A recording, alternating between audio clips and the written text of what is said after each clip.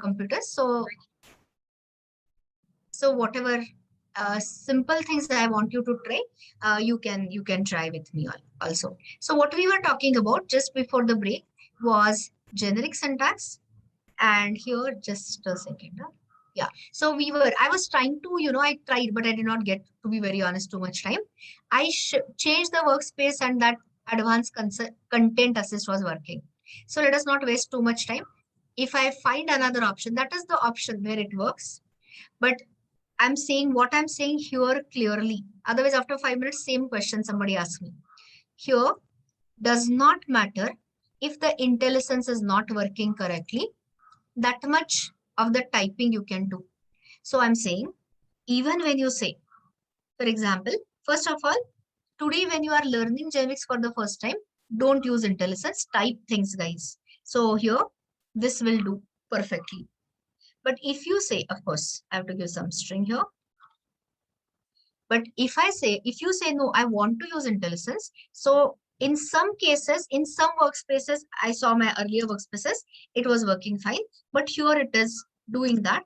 So a small suggestion is, hear me, what I'm saying correctly. Understand what I'm saying. Even if you keep it here, no issues. And even if you remove it, that also works perfectly. So let me not waste too much time on the simple things such as IDE shortcuts not working. If I get it to work in the same workspace, I'll share the instructions. But the instructions are the same. Go to content assist and then advanced content assist and restore default. It works. So now let us move on. This was a prerequisite. So tell me, what are the 2 advantages of generic syntax? This is more important. Anyone wants to answer? I've already told you. I mean, we have spent 2 hours almost, 1+ hours in that. What is the advantage of generic syntax? There is, you're right, Akshay, absolutely no need to do the explicit downcasting, and type mismatch errors are caught at the compilation time, or at the runtime. Type safety, type mismatch errors are caught at the compilation time. Okay, so that is the advantages, and that is why you'll see your entire collection framework, which I'm starting in a minute. You will see everywhere the generic syntax being used. And just to tell you further this, whenever you say generic class, you are going to see generic classes, generic methods, generic interfaces. It is nothing but the parameterized types. So along with the class declaration, along with the method declaration, along with the interface declaration, you will see the type declaration here within the angle brackets. Okay, and that is nothing but going to tell you it is a generic syntax.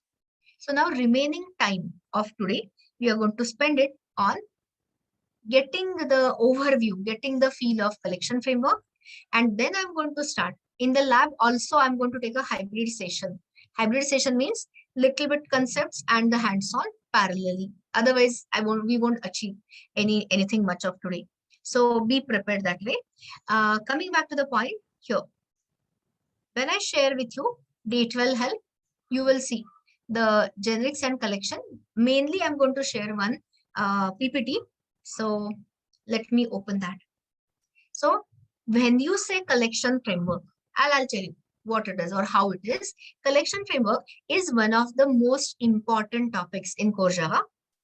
So we have started with the advanced part of the core Java. So after collection framework, you will learn IO and you will learn threads. So collection, and of course, I mean, Java 8 new features, which are called as lambda expressions, functional programming, and all that. So these are the 4 main topics remaining in core Java, but these are the advanced topics. So what we learned now is all the foundation fundamentals. And one more statement, everyone knows you have another module, data structures. You are aware of that, right? Are you? You have a separate module on data structures. So in our module, collection framework in core Java, I'm going to show you there are ready-made implementation classes for something like ArrayList, linked list, vector, or sets or maps.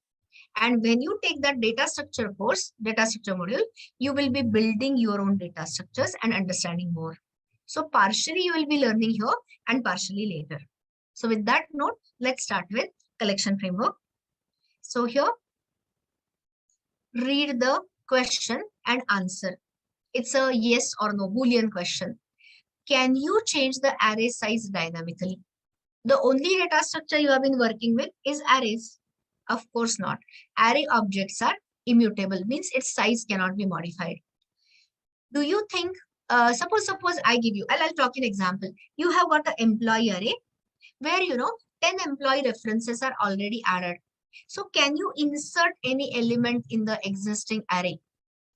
Answer is no. Suppose all the array is full, it is of the fixed size. So what is it you'll have to do?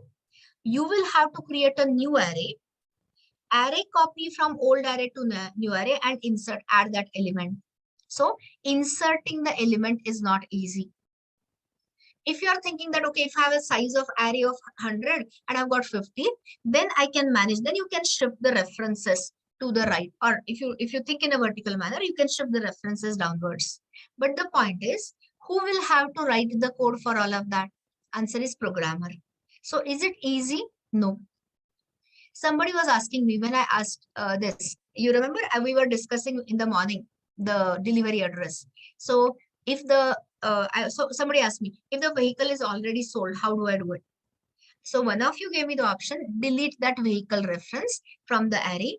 At that time, I told him, I don't know whether he or she, whatever, understood or not. But the problem with it is, if you delete the element, what is it you'll have to do with the remaining elements? You will have to shift the indices. You will have to shift up all the references. So again, you have to write a code. So that is what my point was. So I did not ask you to do that. Next one. You have been working in arrays for so many days.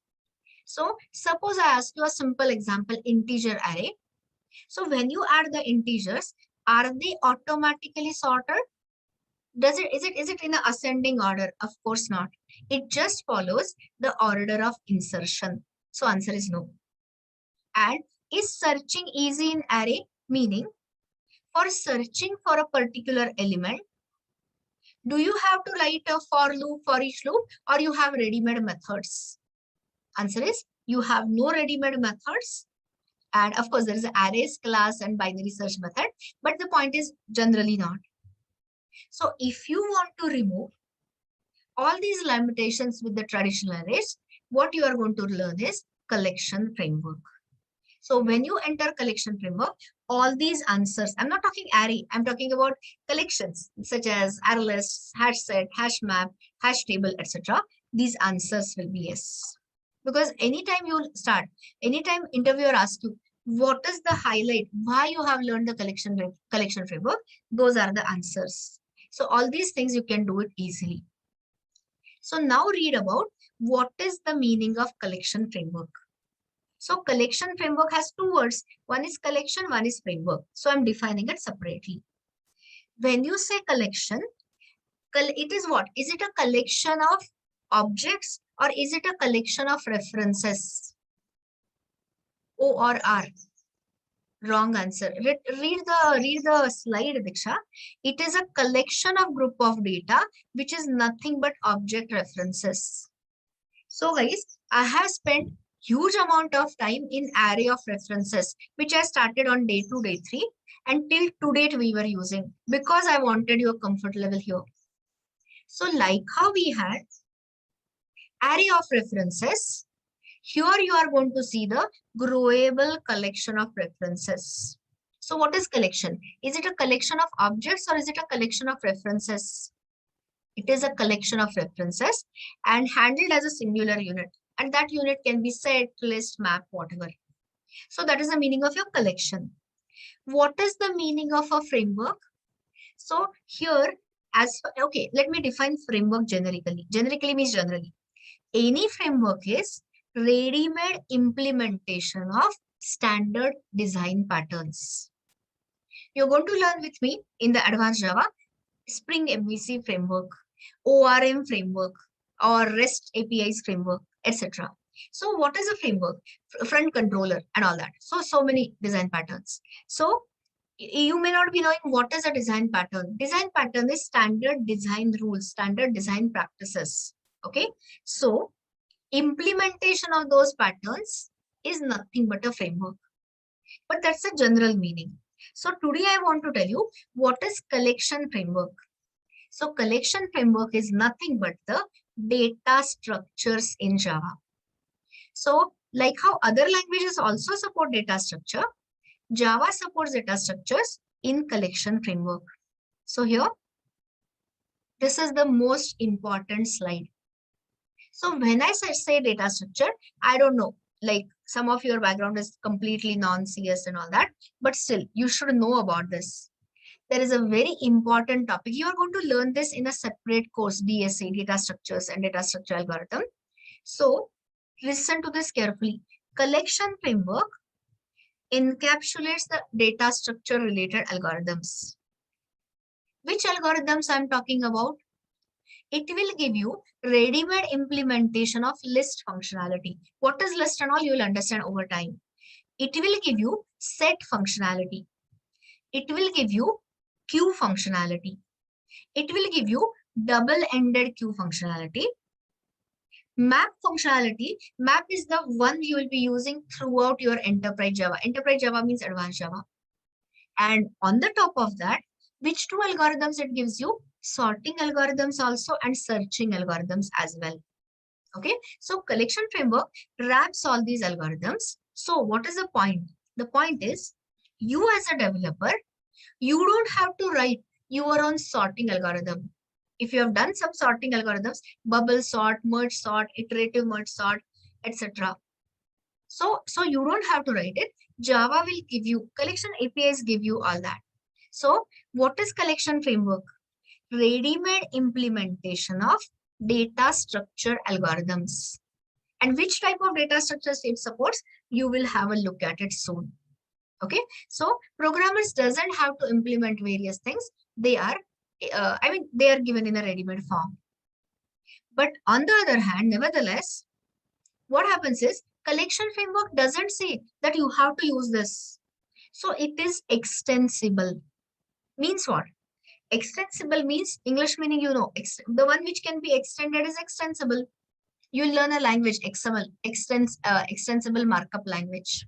So extensible means in collection framework, you will see couple of abstract classes. Which abstract classes? Abstract collection, abstract list, abstract set, abstract map. And everyone knows. Can you instantiate an abstract class? Of course not. So that is where you pitch in and you create a concrete subclass and add your own ideas. So this is what I've said it in this slide. Collection framework encourages the programmer to extend from those classes, and wherever you require custom implementation, you can add. But from my experience, I'm telling you, there are already so many written classes, so many ready-made built-in classes. You almost, in almost all the cases, you don't need to extend. But is it possible to extend? If anyone asks you, yes. So you know what they call it? Again, I'm using jargon. Jargon means technical terms. Sooner or later, you have to get used to it. You can't run away from that. Collection framework is called as extensive because it has so many classes, plus it is called as extensible. So that's the English part of the statement for you. Next one. So guys, when you say, I just want to have a first look at collection framework overview, this is it. By the way, keep your writing material ready. Don't draw this. We are going to draw it in a different manner. I'll tell you how. So here is the basic first level, beginner level overview. So let me read it from the bottom part. Where are all these interfaces, classes, and all, where it is kept, in which package? Java.util. So which are the other classes you already know from Java.util? Question, wake up, answer.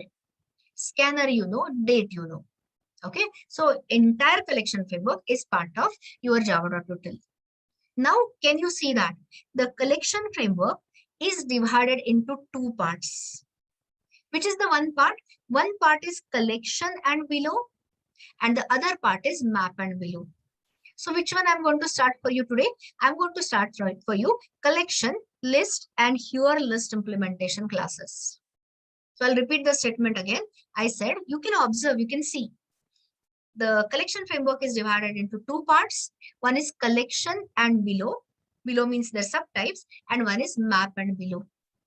So in the entire collection framework, from the point of view of your advanced Java, two classes are really very important. One is ArrayList and one is HashMap. So today I will start you on ArrayList, HashMap after we meet again, whenever we meet again. So now focus. So here, whatever I have drawn, are these interfaces or are these the name of the classes? Simple question, simple answer. Answer is in front of you. What are you looking at? All of them are interfaces. So what will it give you? Specification or implementation? What is to be done or how it is to be done? Specifications only. What is to be done, and implementation is left to the implementing classes. Next question. The moment you see this syntax, tell me, are these generic interfaces or non-generic interfaces? Of course, they are generic interfaces. So somebody was asking me, what is T standing for? So I told her T is for type. Similarly, what is E standing for? E for element. It is the collection of elements. Okay, that is why they use the word E. I mean the letter E. Can I replace it by E by T or A or B? Of course, yes. All it tells you that this collection will only keep E type of references. But guys, when I talk in E's and A's and B's and T's, nobody understands it. So what is E? E is just a placeholder. So if you replace E by employee, how will this look like? Collection of employee. So what does it mean? When you see anywhere collection of employee, can you tell me what all you will be able to add to this collection? I'll give you choices. Employee, manager, fruit, flower, person, any of above, none of above, and all of, whatever. What all you will be able to add there? Yes, please. If it is a collection of employee, only thing you can add is employee or its subtype, and that is employee or manager, because manager is an employee. But the moment you try to add a fruit, imagine if we are going to write all of this, just give me some time. So here, the moment you try to add a fruit to it, there is a method add.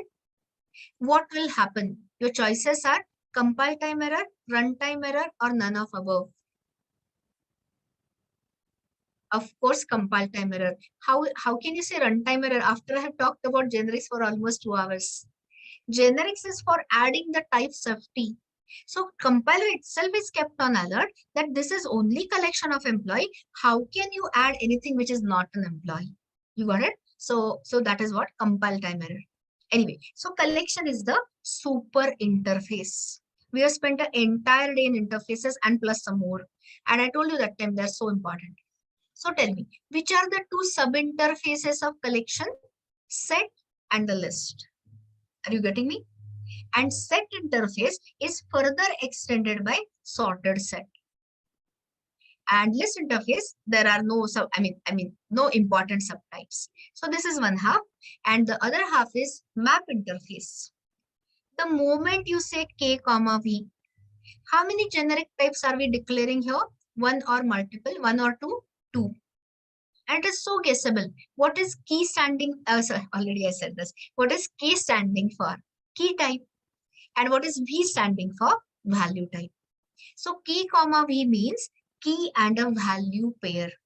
Okay. And we'll spend at least 1 to 1.5 days because I have to tell you the hashing algorithm and so many things when we enter maps. Okay. So this was just an overview. The complete overview slide picture I have already drawn. But if I directly throw it at you, see this is the again, this is only one half.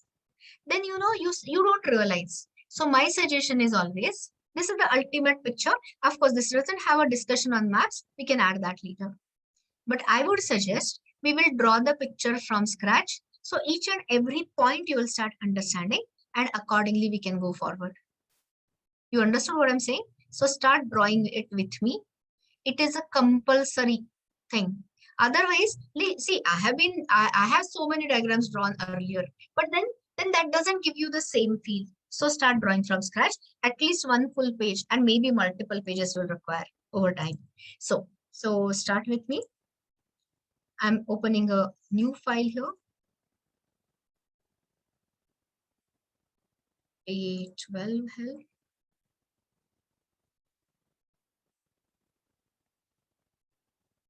And I'll create a new one. So the title, give the title detailed. And I'm telling you with confidence, you understand this. You, of course, we're going to write a lot of code samples and all. Understand it inside out with the readmes and all. And this one diagram is sufficient to answer so many questions in collection framework interview. So detailed overview of collection framework.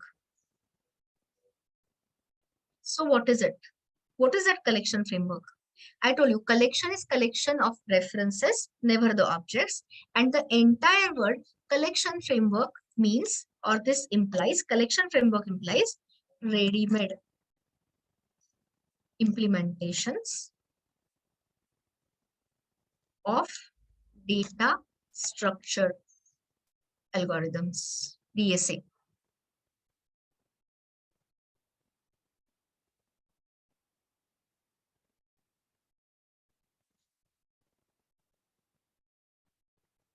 So this is your ready-made implementation of data structure algorithms. Okay, so that is our starting point. This is the title. So now start drawing. As I told you, what is the package in which this is present? It is present in java.util package. So accordingly. So now let us start with 1/2. Okay. So 1/2, what is this? What is the ultimate point? What is the root? Do you have to remember all of this? 100% yes. You cannot escape that. So the super interface is collection. Sorry. And is it a generic interface? 100% yes. So this is nothing but a super. What is it? It is a super interface of list and set functionality. I/F is interface. So here we are talking about collection interface, which is nothing but the super interface of list and set interface. Point number 1. Next point. When you see collection, you know interface and implementation class. So important point to notice, there are no concrete. What is the meaning of concrete? Abstract or non-abstract? Answer is non-abstract. So no concrete implementation classes. This collection interface, I'll rephrase, does not have any concrete implementation classes. So what does it have? It has the class, implementation class has abstract collection, which is abstract. So people ask you, why collection interface does not have any concrete implementation classes? Because it represents, it means collection. It represents the generalized behavior. Generalized collection methods. Means what? So I'll write in point. It does not specify or does not specify any particular behavior. Okay, means what? When you are talking about collection and you add an element means its reference into the collection, will it be able to allow the duplicate or will it reject the duplicates? Answer is we do not know, because it is not imposing any specific behavior. So I'm going to show you in a minute what all methods it has. So you, as an example, I should tell you. So what all methods you are going to find, you are going to find a method add. There is an add all. There is a contains method. Then there is remove. Then there is a remove all. I'm just giving some examples. There is a retain all, etc. And so many other methods. Okay. So here, when you say this, you have to understand what I'm trying to talk about. So here, this is your, just a second, I'll just take it a little below, because you will require space to write something about that. If you have not got it, you'll have to make a arrangement for that. Anyway, so when I say this collection interface, this is it. But you don't understand too much unless until you saw actual methods. So I'm going to show you. So here, there is a slide. In that slide.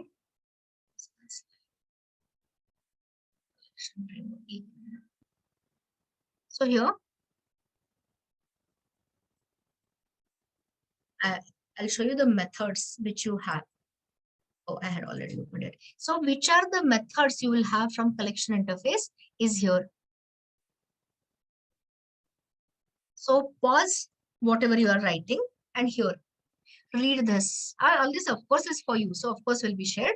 There are no direct concrete implementation classes, but all it has is the sub-interface, list and set, and there's a queue also. And this supports most basic and general operations. So, let's see whether you understand my questions. So, all these here, whatever you are saying, only declaration or implementation, guys? Answer is declaration. As far as you know about this, later we will change it when I talk about Java 8. So guess smartly. When you say add O, what will happen? When I say, suppose I have a collection by C1, and suppose I say C1.add, and E is the type of reference. So what it will do? Simple question, simple answer. It will add the reference to the, don't say element added, because the element is object is kept elsewhere. Its reference is added to the collection. So if I were you, I'll accept element added, but please understand the element reference gets added in the collection. But now guys, if I ask you, what will happen to the remaining subsequent elements? So are they going to shift right? Or is it just a, what is it called? Adjustment of pointers. That depends upon whether you are actually implemented ArrayList or something called as linked list. So guys, don't go there because so many of you don't know what I'm talking about. So here, add is, just keep it light and simple, adds the element to the collection. Anyone wants to guess? I'll give you a question. If I say, suppose I have two collections, okay, C1 and C2. So if I say C1.add all C2, can anyone tell me what do you think will happen?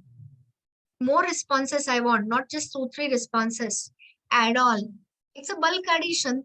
So anyone wants to tell me what will add all do? Adds all references in C from C2 into C1. Very right. It's a copy of references. When I say, am I going to solve it like this? Of course not. We're going to test it, but later. I'm just warm up. I'm just giving you some idea. Clear. When I say C1.clear, what do you think will happen? Guess smartly.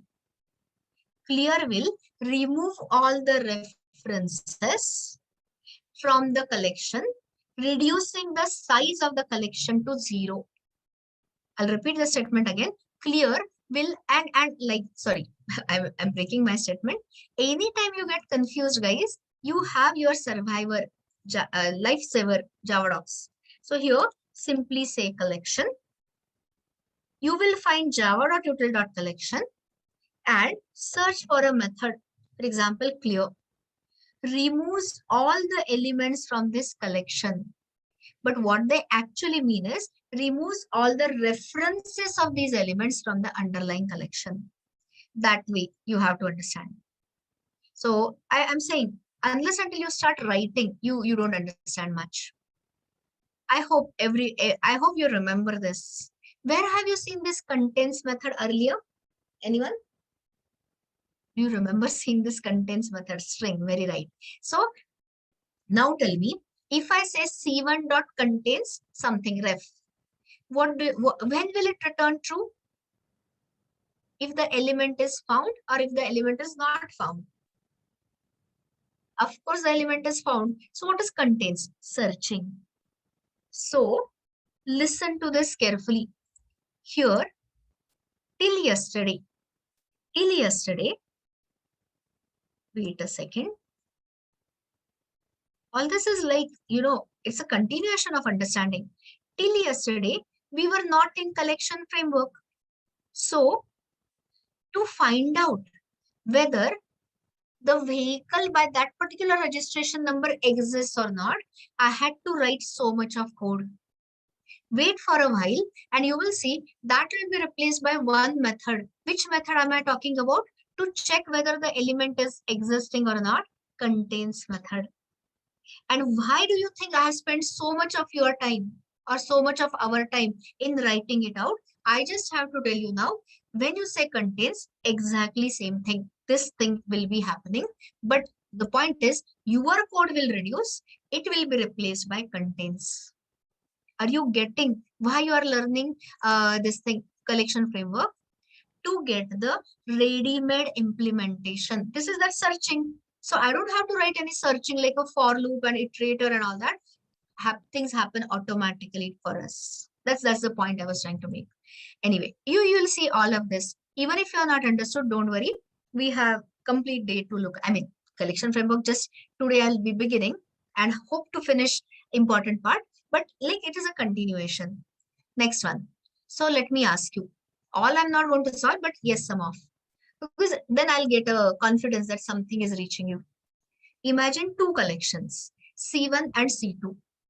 So if I say C1 dot contains all C2, tell me when you think it will return true. You understood my question? I'll repeat the question. When will C1 dot contains all C2 will return true? Answer is, you are absolutely right. If all the C2's elements are also present in C1, then 100% it will return true. But if any of the C2's element is not present in C1, it will return false. It is like a global search. Contains or searching for one. Here it is checking. So I don't know whether you know mathematical set theory. Set theory, I'm talking in math. Set theory, superset and a subset. So here, if the C1 is the superset of C2, 100% it will return true, otherwise false. If you're not remembering the set theory, ignore the analogy. Equals. Equals, again, you will see, it has replaced it from reference to content. More on equals and hash code later. I can't explain now. We are too early for that. Easy one is empty. It's an easy one. So when will C1 dot is empty return true? Yes, if there are, yes, the size of the collection is 0. If there are no references, all you have is an empty collection, it will return true, otherwise false. Next is very, very important, iterator. Some pronounce it as iterator, whatever, is the same. So there is a method called as iterator, and this allows you to iterate. To iterate means what? To go over the entire collection. But I don't show it on the first day. But okay, let me say this. If you want to iterate, if you wanted to iterate over the array, what is it we were using? What is it? Yes, traversing. Going over the array means what? Traversing. What else? You were using either the for loop or for each loop, right? So here I'm saying, if you just want to iterate means go over the entire collection, traverse over the collection. You don't have to explicitly attach the iterator. Implicit form of iterator is nothing but your for each. That is why I spent so much time in taking all the examples of for each. Okay, so you will see in good time. If I say remove, C1 dot remove this, the element will be removed. But whether the elements are shifted left or whether it is an adjustment of pointers or whatever, that depends on which is the actual type of collection which you are using. This is just an interface. Tell me, when I say C1 dot remove all C2. So don't answer vaguely. Suppose C1 is containing 1, 2, 3, 4, 5. C1 is containing, note it somewhere, 1, 2, 3, 4, 5. C2 is containing 1 and 2.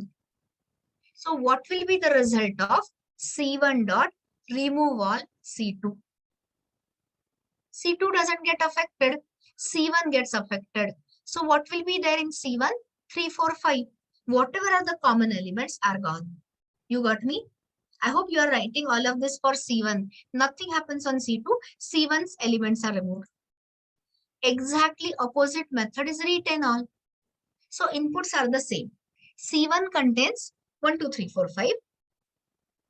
C2 contains 1 and 2. So when I say C1 dot retain all C2, what would be the contents of C1? 1 and 2. Are you understanding? Remove all, the common elements are gone.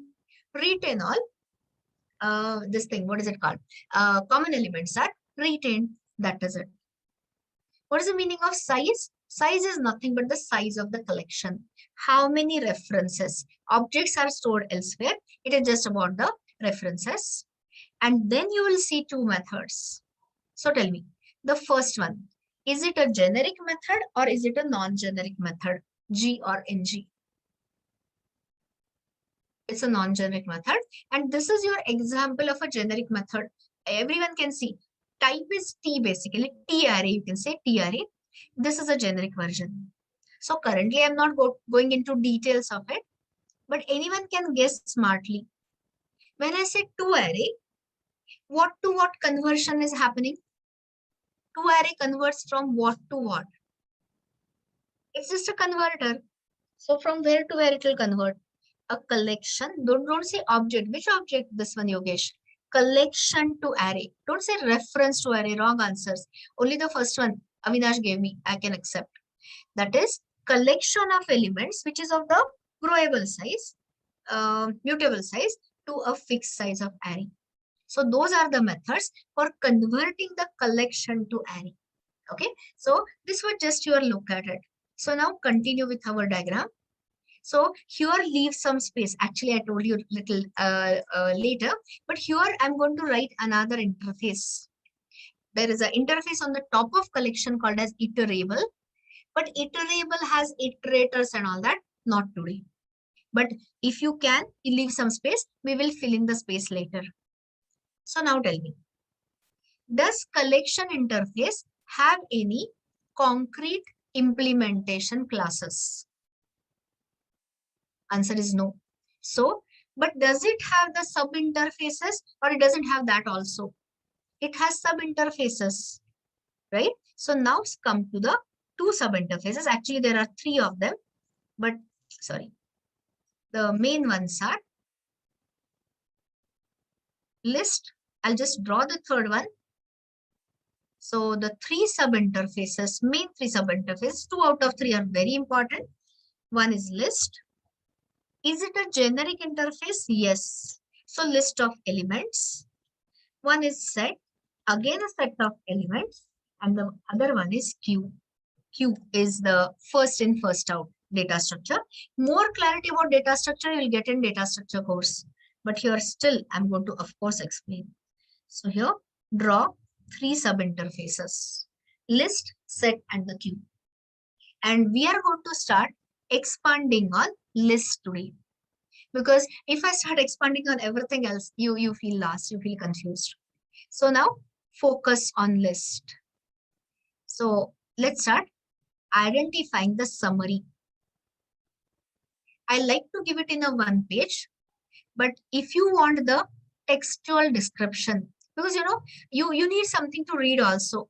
So I have provided you today collections readme, and all these list features are already mentioned here. But this is, I'm just giving you a summary diagram. So I prefer reading from the diagram. That is easier for me to understand. So I'm going to show you this. So what is a list? Is it a class or it's an interface? It is a sub interface of collection. So when I say Can I say list is a collection? I have spent huge amount of time on that. So tell me, can I say yes or no? Of course, yes. List is a collection. You know, what is the relationship between a sub interface and super interface? So list, it is a sub interface of collection. Now the next one. What does it represent? It represents, does it represent an ordered collection or unordered collection? Answer is represents ordered collection. Okay. When I say ordered collection, what I mean? If you start adding the elements to the list, and after that, when you attach an iterator, that is your for each, will you see the same order of insertion? Answer is yes. If you did not understand my statements, I'll talk an example. If you create an integer list, and if you add the elements 10, 20, 30, 40, 50, and when you display those elements, is it going to have the same order or different order? Answer is same. So represents order collection means here remembers order of insertion. Okay, this is what I meant. Next point.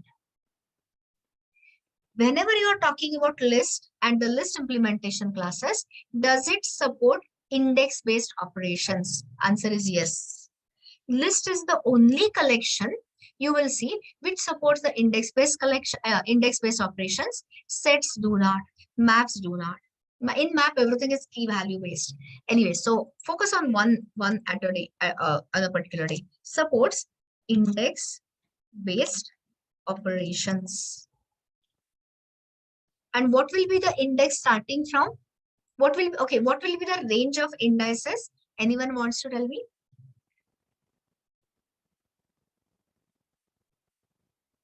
Range of indices, what it will be? Let me see what you are saying. 0 to, there's no length. The length was in array. Here there is a size. So 0 to size minus 1. And what is size? It is a method. It's not a data member. And that size is nothing but number of references in the collection. So of course that is the range of indices. If you try to access outside, you will definitely get index out of bounds exception. Okay, next one. Next feature. Does it allow you to add null references? In short, suppose I create a list L1, and if you say L1 dot add null, what will happen? Allows null or doesn't allow null? So it says allows addition of null references of null. Does it have any practical usage? Absolutely not. Will you, as a sensible programmer, will you add the nulls? Will you really use it? No. But these are all the popular questions. So I'm giving you that. And the next and the most important one is, does list type of a data structure, does it allow you duplicates or does it not allow the duplicates? Allows duplicates or doesn't allow the duplicates? Answer is, it allows the duplicates. When I take you to sets and later maps, you will see it doesn't allow you duplicates. So here just mention allows duplicates. So these are the features. You have to keep it in your mind anytime you are thinking in list. Okay. So this is your list specific features. And I'll tell you the exact API, additional API. See, when I say additional, I hope you remember. List is the sub interface of collection. So sub interface is an interface, that is, it will inherit all this abstract functionality plus give you additional methods. Which ones? Little later. Now the most important part. If they gave you only collection and only list and only the interface, is it useful or useless? Answer is useless, because interfaces cannot be instantiated. So where is that ready-made thing? So here, now the most important thing is, this list interface, they have given you ready-made implementation classes. So I hope you are observing. So far, till so far, all I've talked about collection as a super interface, list as a sub interface. So now below list, draw three important implementation classes. And we are going to start with first of it. So the three important, implementation classes are, first one which I'm going to start you on is a ArrayList. A very similar one is called as vector. If you're coming from C++ background, you already know this. And then there is something called as linked list.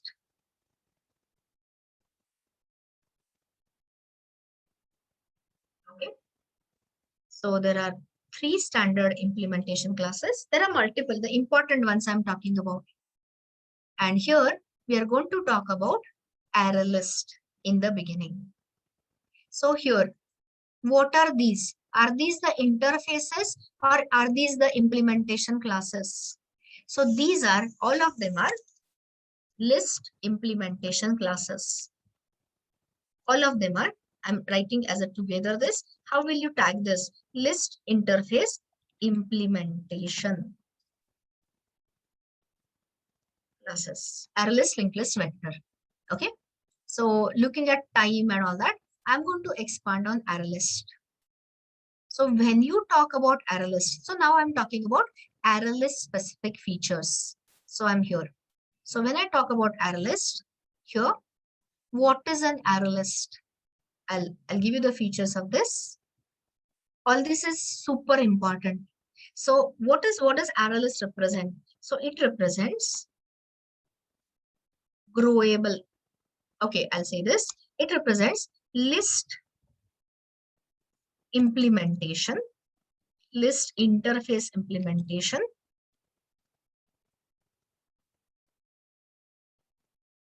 based upon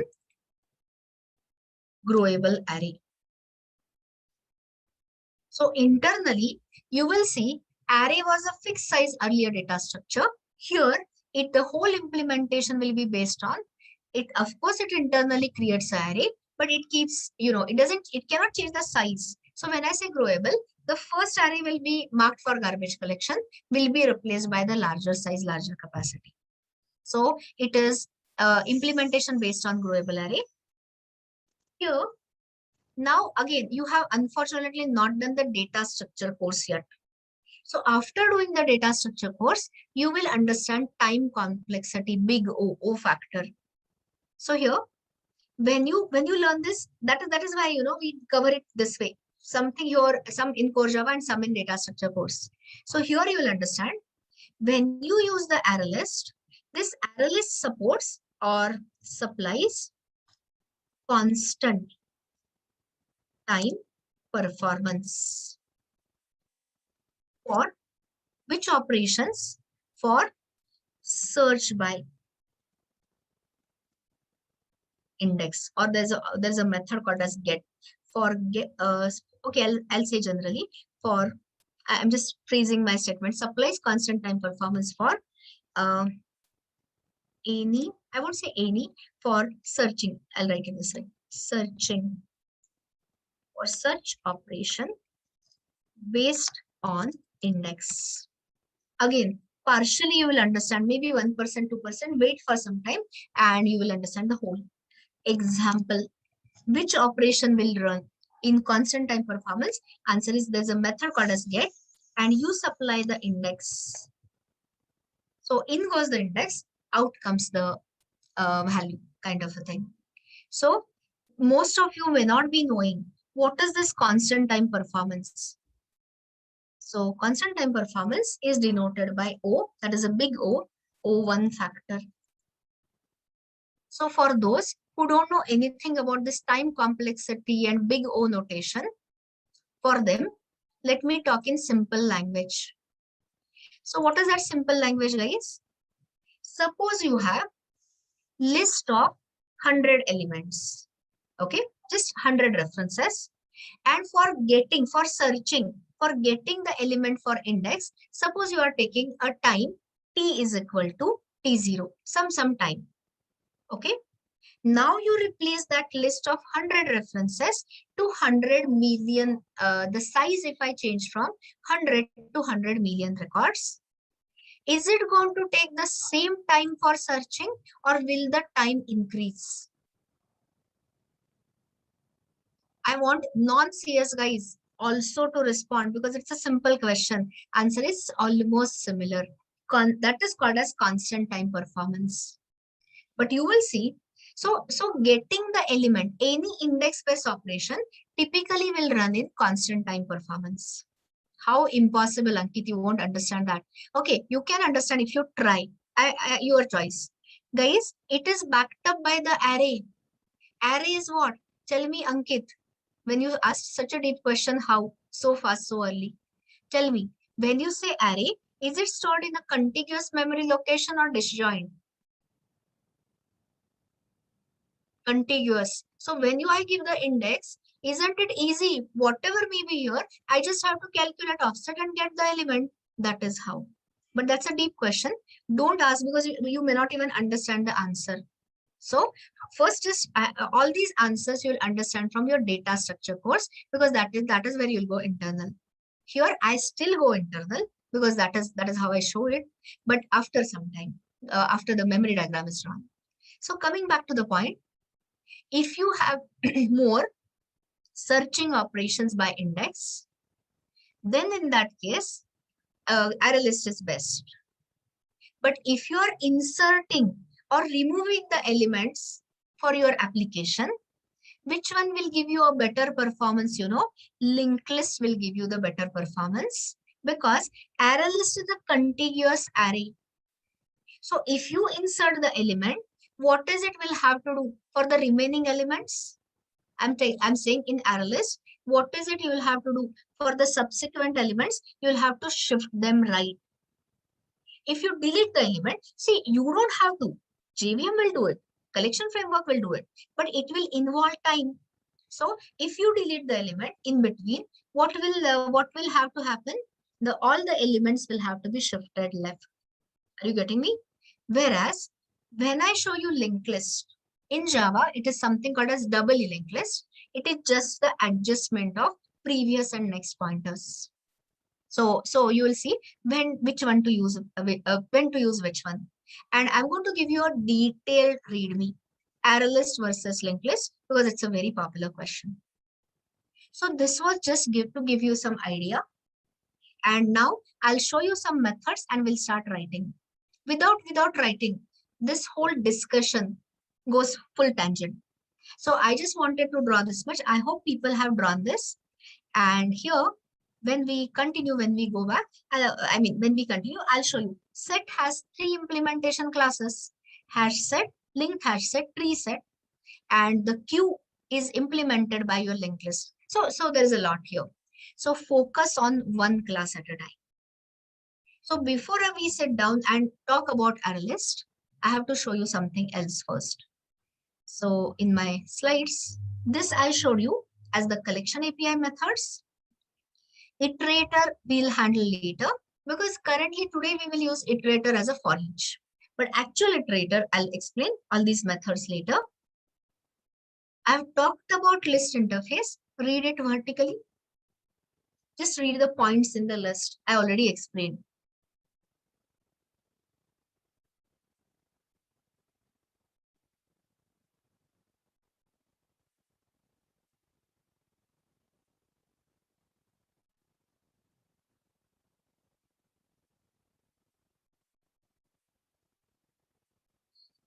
So can you see this? ABC, CAB. The elements are the same, but their order is different. So will they be considered as the same list? Via equals method, will it return true? Of course not. They are considered as different lists. You already know list extends from collection. Some of the syntax is changed. Semantics means the way it works. Plus it has added new methods. And the list index starts with 0, not with 1, as usual, as in array. So now, spend a minute in looking at this. So here is where I'm telling you, list interfaces additional methods. So those from the collection interface are already there, add all, contains, etc. But these are the additional methods which your list interface gives you. So take a look at it. You don't have to read even all. So you just focus on this. Anyone wants to tell me, what do you think? This is an overloaded add method. You can see these are all index-based operations. So anyone wants to tell me, what do you think will happen with this method? Will it? Let me see what you are saying. Okay, so that's just a, yeah, of course, adds the element at this. That is not what I wanted. Initialize and all is wrong. So tell me, is it going to insert the element or is it going to append the element? Use the proper verb. Insert or append? Answer is insert. So answer that. Inserts the specified element at a particular position. What will happen to the remaining elements? Guys, this is not a linked list. This is an array list backed up by the array. So tell me, what will happen to the remaining elements? They will be shifted. So if you draw it horizontally, will they be shifted left or will they be shifted right? Remaining elements. Of course, they will be right shifted. Okay. So inserts the specified element at the specified position. First one. If you are thinking, is this how we are going to solve collection framework? Naturally not. I'm just preparing you. So next one. How about this? Add all. So suppose I say I've got two lists. Okay. L1 and L2. And when I say L1 dot add all 0, L2, what do you think will happen?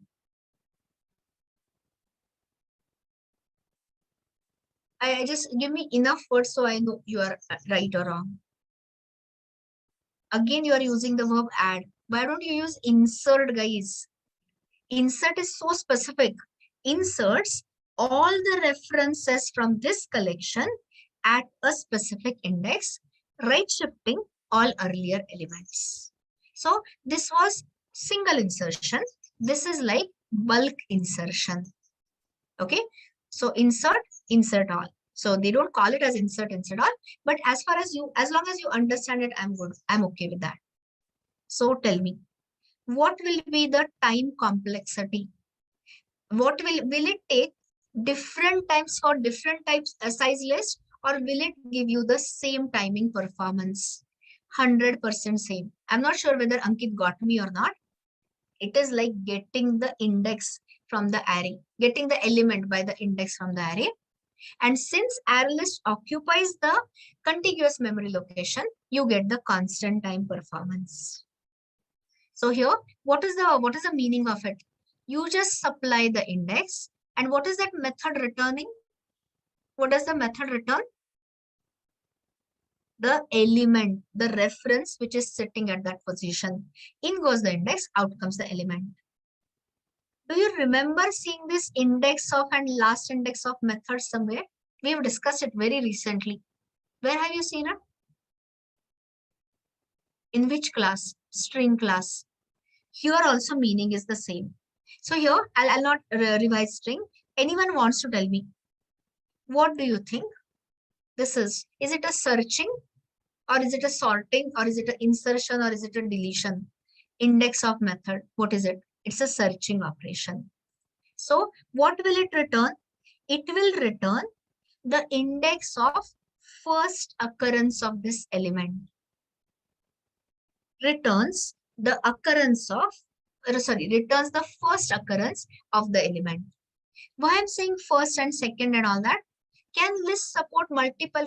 Does list allow you duplicates? Answer is yes. All of it you're going to see in 2 minutes. So just give me that time. So it will return you the index of first occurrence. How about the next one, guys? What will it do? Index of last occurrence. And tell me, if the element is not found, will these methods throw exception? Answer is no. What will they return? Not any negative number, -1. They will return -1. Next one. When I say remove, I suppose my list has 10 elements. Its size is 10. Okay. And if I say L1 dot remove 0, what it means? The element at the 0th position is removed. So what will happen to the remaining elements, guys? What will happen? They will be left shifted. I'm saying anything I say, and it is quite possible that you did not understand it. Just look up the Java docs. That is why I insist. So I'll just show you the one which we talked about. So here, removes the single instance of the specified element from this collection. Optional because sometimes it may not be this. It may not be possible. So here, let me say this. Where is it? They're not mentioned. Removes the single instance. If it is present, it internally calls the objects equals. So no, they have not said. Somewhere they say that it will shift the elements left. Anyway, it's not mentioned, but it is, I think I'm in the wrong one. Yeah, sorry. I was looking in collection. I was wondering why they have not said it correctly. My mistake. Guys, please open ArrayList. I was seriously wondering why they are not mentioned. ArrayList, open ArrayList and look for its remove method. So now read this. Here, read this slowly. This is what gives you the clarity about what must be happening internally. Read.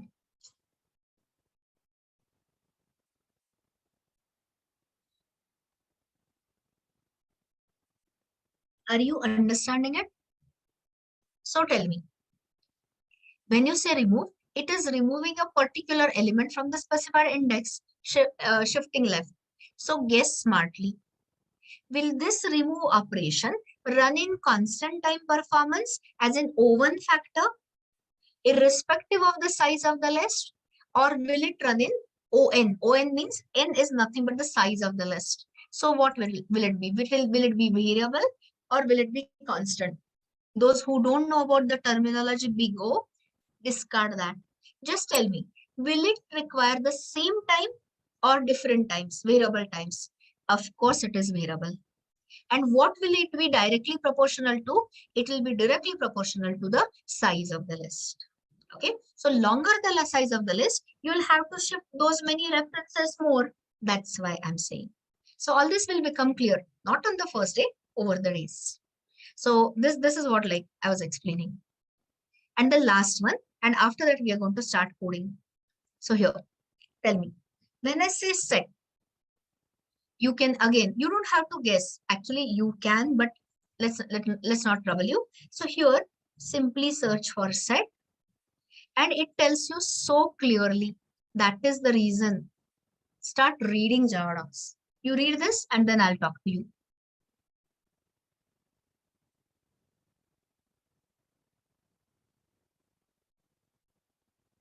So when you say set, which operation are we talking about? Searching, sorting, inserting, replacing, updating, whatever. It's a replace operation, overwrite operation. So, oh, sorry. So what it will do? It will replace the element, whatever element was here, will be replaced by the new element. And read what it returns. It returns the old element. And of course, anytime you go beyond the index range, what is the range of the index? Index less than, I mean, if you give a negative index or you go beyond size or greater than size, which is the exception you will get? Index out of bounds. So tell me, will this operation run in constant time or variable time? It is constant time. Because do I have to like, see, once I give the index, it's like an array index. So I go to that slot, replace the old element by new element. So is there any shifting left, shifting right or anything involved? Absolutely not. Are you getting it? See, guys, those who are coming from CS background, great, good. But I'm more interested in non-CS background guys. Okay. So are they understanding? I don't know your individual background. Are you understanding when to say constant size and when to say variable size? And don't worry, you're going to spend an entire data structure module to understand memory complexity, time complexity, and the whole works. So now this is more than sufficient background. Now let us get into this thing. What is it called? Actual work. So in the lab session, I told you today being the almost the last day from this first part of core Java. This is what we are going to do. This is what we are going to do in the lab session. I will discuss as usual. We will work in parallel. Okay. So I will give you the requirement. I'll discuss how it is. I'll give you 5-10 minutes and we'll get it done. But if I directly jump into, ArrayList of employees and all, people don't understand. So in between, I'm giving you a warm up as in, simple exercise. Once you feel familiar, we are finally going to shift it to some employee or vehicle or student or customer actual data types, user defined types. So that's the plan. So here, when you go, just go to the constructor, just go to the ArrayList, and here, whatever I take is taken from here. Trust me on that. There is no better reference than Java docs. So start reading it with me. People ask you these questions a lot. Most often asked topic in core Java is collection and threads. Okay, so here, resizable array implementation of the list interface. Okay, it implements all the list operations, permits nulls also. So does it, if you say L1.add null, will you get error? No. But will you do it sensibly? Of course not. So here, so you can add nulls. In addition to implementing list interface, here it provides methods to manipulate the size of the array. In short, how it does the resizable array is beyond us. People ask you ArrayList versus vector. So the internal memory structure for ArrayList and vector is same. Only difference is vector is thread safe, which is synchronized, and ArrayList is thread unsafe. What is thread safe and thread unsafe? When are we going to discuss, guys? In the multi-threading topic. Till then, you won't understand. Now, you don't have to remember a word of what I said. They have given you the list. Read this. Which operations? They have what more you want. I'm telling you, you can be interview ready, or I won't say 100%, but yeah, 50% ready if you stick to Java docs. So finding the size is empty. Get, set is all you know. You don't know iterator, list iterator, you'll know it later. These all operations run in constant time. What do they mean by that? Suppose today you are finding the size of the list is, let's say, 10. Tomorrow my size of the list is say 10 million, 10,000, 10K or whatever. Will it incur the same time for calling the size method, or will it differ? Constant time or variable time? It will take the same time. Okay, because it's just an array size. Similarly, is empty, get and set, they run in constant time. Whereas the add operation, the moment you say add, especially insert, if you say add at the end, it doesn't incur so much. But if you say add in between, of course, it takes the order of n. On is what? Order of n. Okay, so that depends on the size of the list. So and you will see that when we talk about linked list is not as slow as this. But what is that linked list? What is that previous next pointers? Later. So here, this is the background which everyone should read. Now I want to start writing something. So here, click on this constructor and read the first two. Third one is a little heavy on generic syntax. You won't understand that today. So read the first two. I'll talk to you.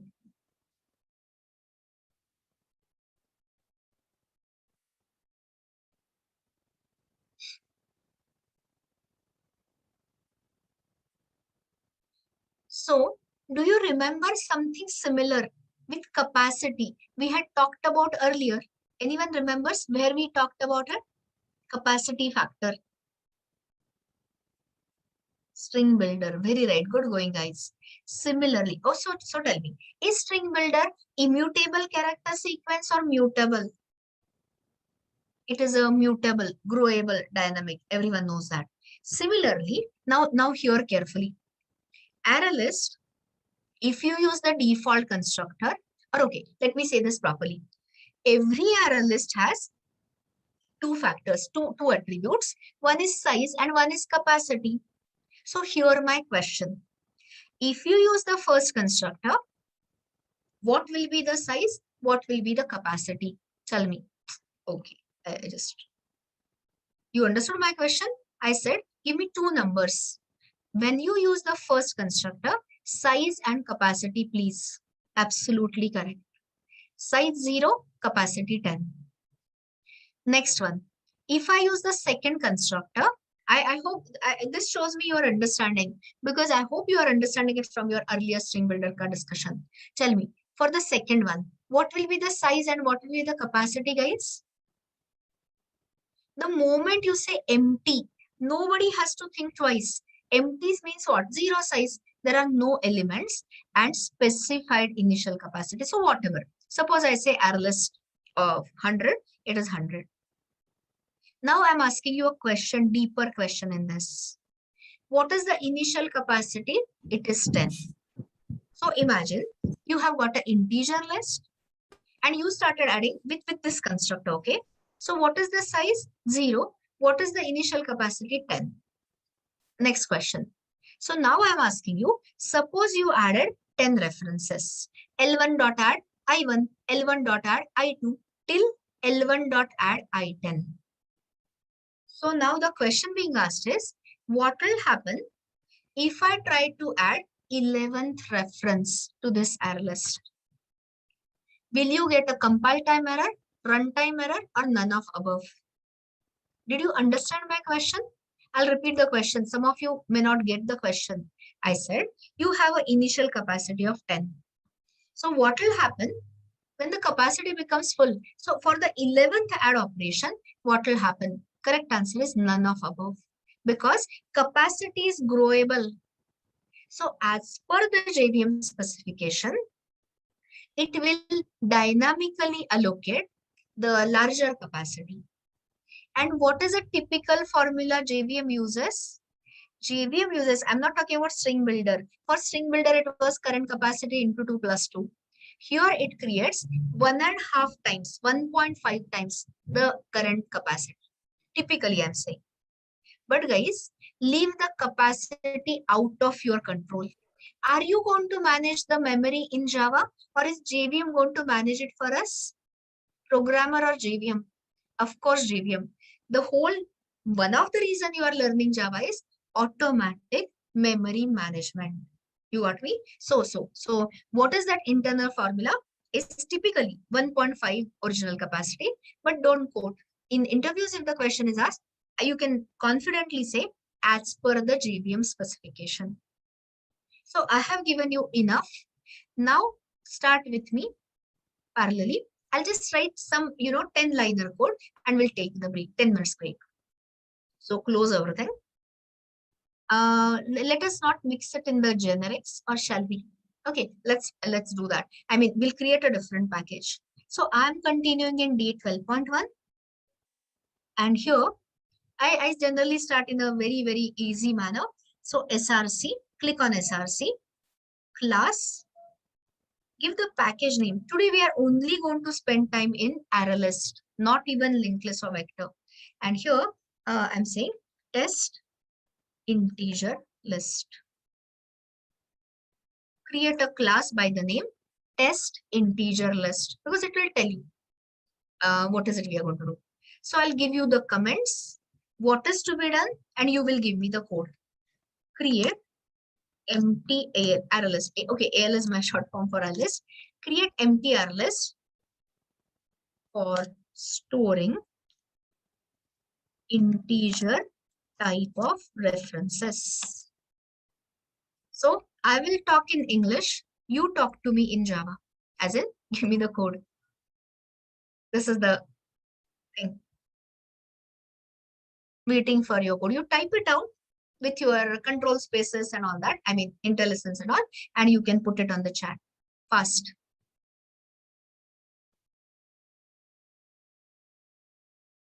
I hope you remember ArrayList is a generic class. Anyway, take your time. This is the first time you're doing it. Maybe. Okay. Yes, you are right, Diksha. Absolutely right. Very right, Suruchi. But I want more. I wanted hundreds of responses for such a easy question. Yes, Saurabh, you are also right. So all you are creating is the generic class instance. So here, which is the class we are going to, what is it called? Use ArrayList. So you can say ArrayL and just this. Choose it from java.util. What will be E replaced by int or integer, primitive or wrapper? There is no generic types for primitive. So you have to use the integer. That's why I had taken the earlier example. So let's say list, some variable name equal to new ArrayList. You just do control space. It will give you. So the first one, empty list with initial capacity of 10. Choose that. Oh, great. Guys, what a surprise. See, I was struggling, you remember, before the break, and it was still not giving me IntelliSense. So I just exited and saved and all that. So now it is giving me that diamond operator automatically. I did not do anything. Why will I lie to you, right? So I just did that Windows, preferences, advanced settings. Maybe it took some time to apply changes. I seriously don't know. Such ID related things, let us not waste time on. So I got it. If you did not get it, remove it and delete it. I mean, delete it yourself. So now tell me. Here, when I say what is the size, anyone wants to tell me what is the size? 0. And what is the initial capacity? 10. You got that? So now I'm telling you here, let's see whether you can do. Let me see. Add to that list, let's say something. So add 10, 20, 30, 40, 50, something. Add these in the list. I'll wait here. Okay, I'll give you the clue because you are doing it for the first time maybe. So which is the method you are going to use, guys? I should tell you the method. So in the ArrayList, there is a method you have seen, the inherited method, add. I'm not talking about this add, this is insert. The simple add which appends the element to the end of the list. Okay, so try it out. No. Guys, you got me wrong. I don't want just one word add. I want that code. So don't refer to what I'm doing. You do it on your own.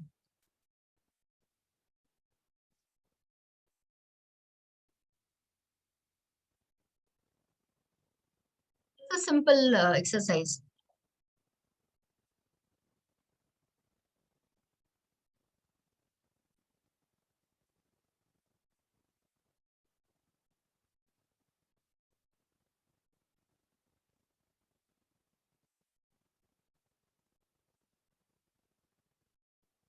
Okay. So I told you not to refer to what I was typing. You're supposed to. Okay, guys, I did not want to do it. Suppose I change it to 70, 80 and all. Are you seriously going to write all that?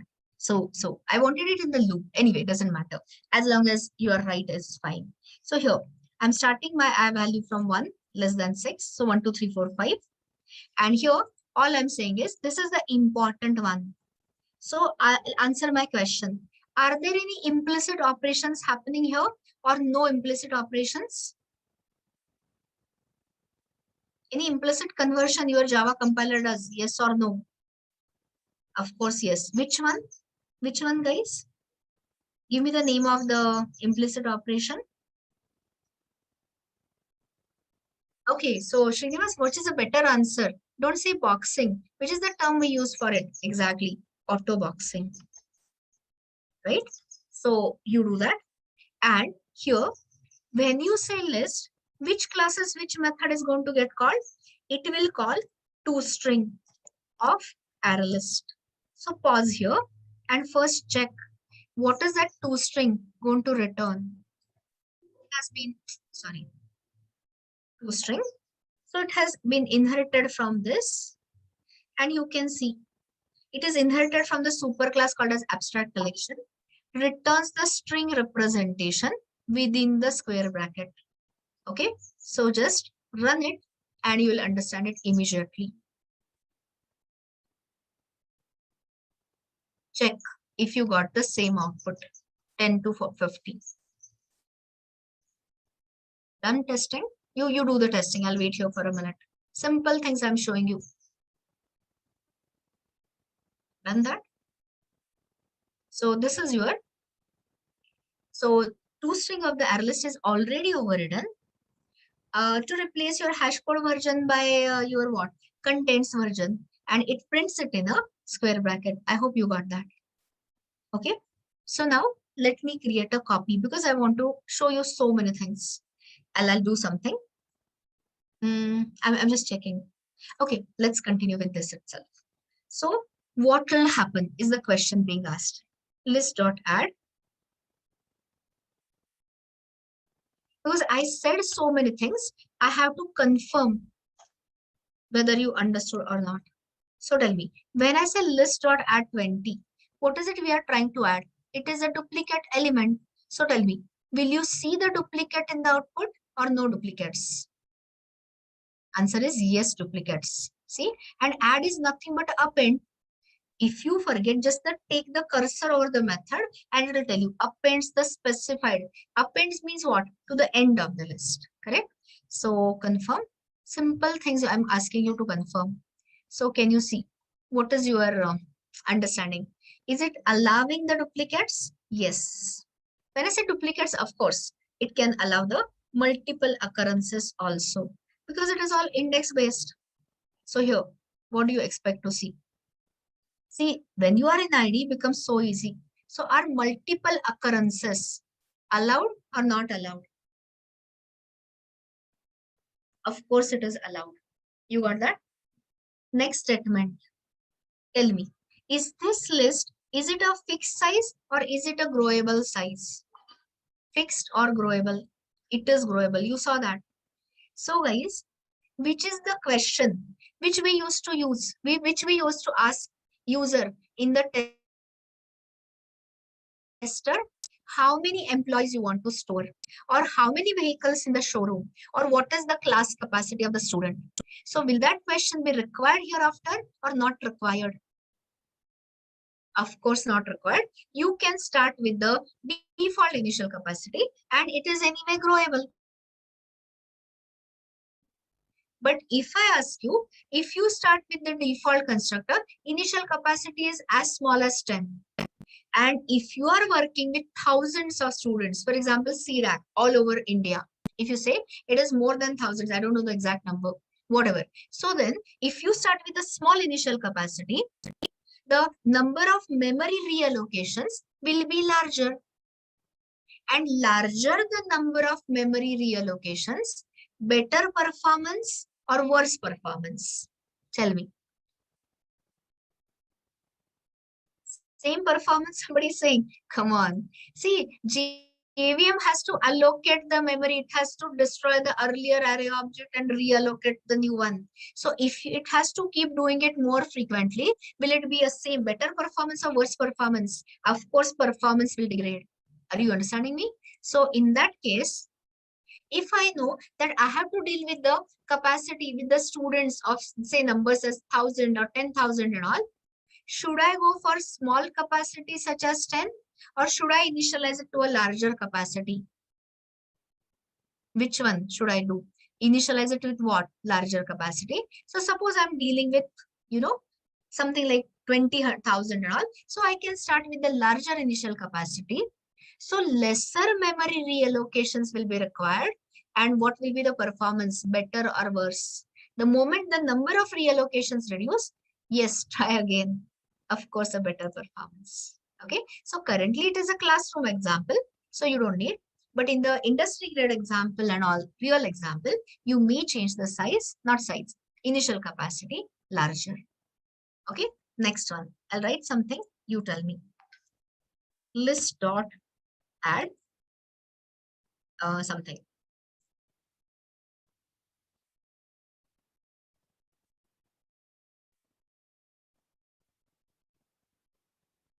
All I'm asking you is what will be the output? So answer that. First, I'm not asking you directly. So tell me, are you allowed to add a null reference in the list? Allowed or not allowed? Allowed.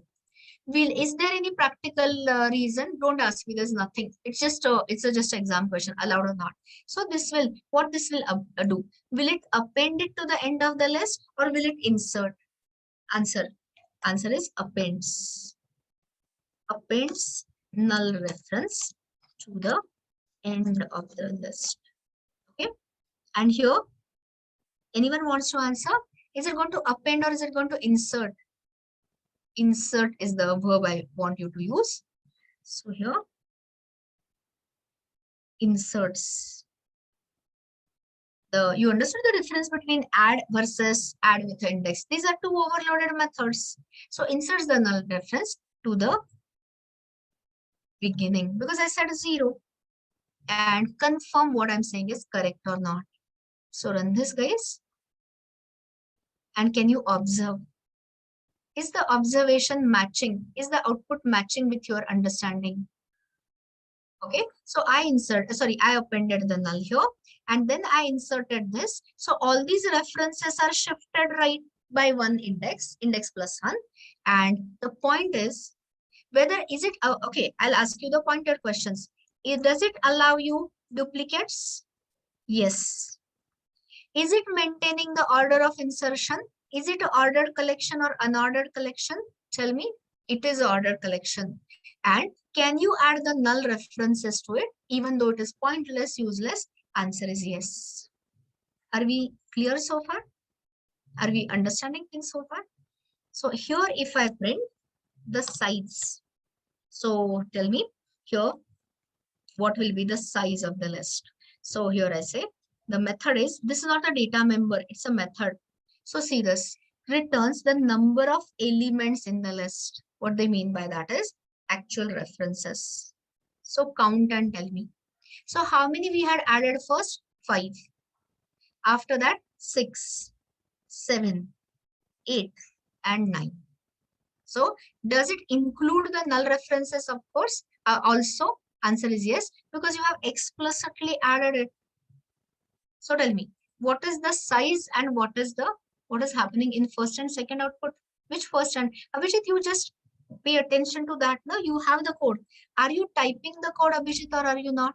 Tell me. Are you typing the code? You are typing the code. So which output you are saying? Are you talking about this first line and the second line, Abhijit? Let me understand your question first. Okay. So see this here. This is the first line, SOP. After that, what is it I have done, Abhijit? Tell me. In this line number 15, what is it I'm doing? Don't say add. Use the correct verb. Is it append or is it insert? Answer. Wrong. You still, I have written this everywhere. When you say add, it is append. When you say add with an index, it is insert. So read. I have already talked about it. Just figure it out. Whatever extra questions, I'll take it in the lab. I've already written all this. I've written it for null. Same as applicable here. So this is going to append the 20 to the end of the list. So earlier my list elements were till 50. 20 got appended. Easy output. Okay. So now, so here, what is the size? I told you, total number of references. And what is the capacity? By the way, there is no capacity method. So, and people don't ask you, but you know the initial capacity. What is that initial capacity? That initial capacity is nothing but 10. Okay. So this is what is the basic things done so far. I'll just take one more and then I will just stop for a break. So here, display, yes, if list contains, okay, I don't know whether you're going to, just a second, let's see. Display yes, if the list contains specified element, otherwise print no. Okay.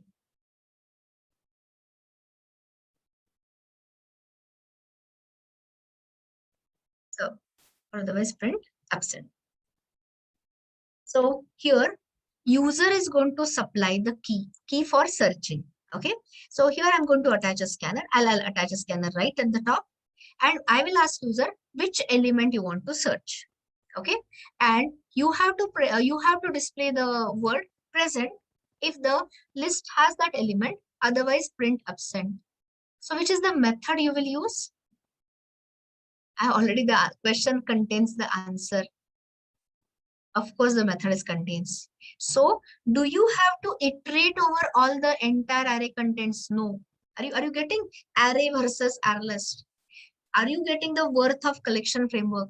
It gives you ready-made API, ready-made implementation. So instead of just talking about it, I'll just add a scanner. Now, by now, I've given last 3-4 days extensive practice of coding. For the same purpose, I was seeing you are struggling. So I just thought of, giving you more help and changing the pattern slightly. So please do these things fast. New scanner in, and here, just put it in the hole. So I've not even added a catch. Try with resources can exist without a catch. So I hope you are following and you are doing it with me. So try with resources. I have opened the scanner. I'll ask user, enter the element to search. You got me? Next line has to come from you. And then we will take a 10 minutes break. I already got. Pushkaraj, yes, this is fine. If the list contains this SOP, you did not say else. Pushkaraj, you forgot else. So your code will always print. It will print present as well as absent. So there is else required. If I were you, I would go for ternary. Ternary is simpler. So yeah, exactly. So here, start SOP. Okay. And here, okay, I'll not have this also. Anyway, we'll directly start. So what is the variable name? List. Which is the method you want to search? Contains. Read. If you forget, there is a pop-up help. Returns true if this list contains the specified element. And if you read further, you will see that internally it is calling the equals method and all that. So anyway, let's not talk about internals so fast. Contains. And what will be the element you will supply is this is an integer I'm looking for. So next int. I'll repeat the statement. See, what will this sc.nextInt return? Int or integer? sc.nextInt, what does it return? Int or integer? But guys, if you see contains method, it requires the object. So can anyone tell me what are the two implicit conversions compiler will perform? How will you take me from int to object? Exactly, Yogesh. Just see, earlier we talked about auto boxing will take you to what? Into integer and integer to object. So this all fine. Now, question mark. And if it is returning true, I'll say present. Correct? And if it returns false, I can say element is absent or just absent. You got it? So confirm. And like I said, this is just a beginning. This is a pure warm-up. Actual exercise has yet to begin. So here, suppose I say 20. Tell me, what is it going to return? What is it going to display? Present or absent? Easy, easy, busy. Yes, of course, 20 you can see multiple occurrences. So why would it say absent? But if I give something such as what, obviously it won't, doesn't find the element. And here you will see that it internally calls that integer classes equals method to check whether the content equality and all that, and returns false. So this is your getting started with collection framework. So before taking a 10 minutes break, I'm sending this code. If anyone could not complete any part of it, please copy it so that we can continue in the remaining part. So I'm sending you test integer list.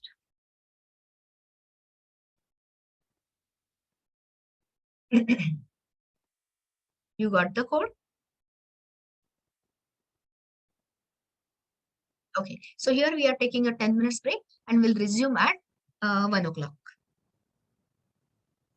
So you if you have anything or you could not finish anything, please finish it and we'll continue with so much of more API.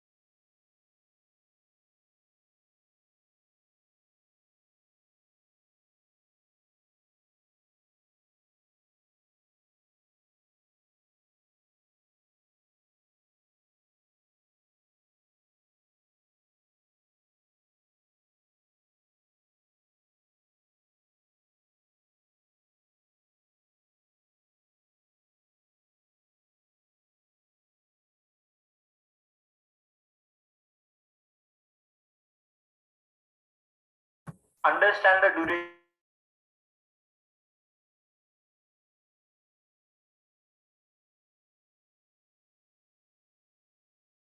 should be there. So total it will be of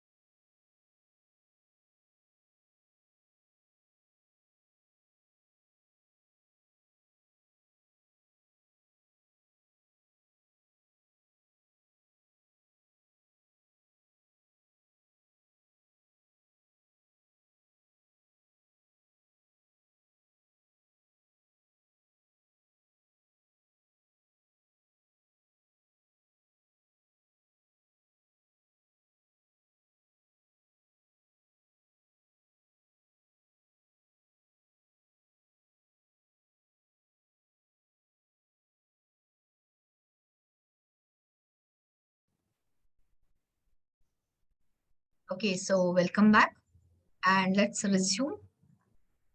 So here, which are the parts? I hope you looked at it, or those who had not typed something, I hope you got you got connected with this. So this tells you that the site 0, capacity 10. This tells you that it is growable. You can keep adding to it. This tells you that duplicate elements are allowed. Add means add at the end. So the better word is appends. Appends this particular element to the end of the list. And here, this is for insertion at a specific index. And this will shift all other subsequent references to the right if it is an array list. Today, I'm just taking an array list here. So now, let us write another code sample. Sorry, one more thing I forgot to say. Is there any ready-made searching method, ready-made method for searching? Answer is yes. Which is the method we use for searching? Searching method. Iterator is not for searching. Iterator is for traversing over all the elements. Contains. Sort. Guys, you are confused. Sorting and searching is different. The contains is the method which we use for searching. And that returns me true if it contains the element. So here I printed present, otherwise absent. So now I want to show you other operations. I'll just give you the requirement. Let's see whether you can do that. So I'm creating another one. Test 2, I'll say. Of course, it is test integer list 2.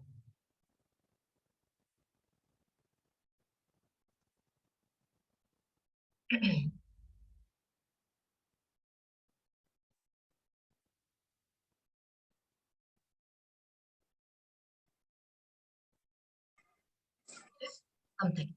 So tell me, what is it? What is it we have created here? How many objects are created in this line? Quickly.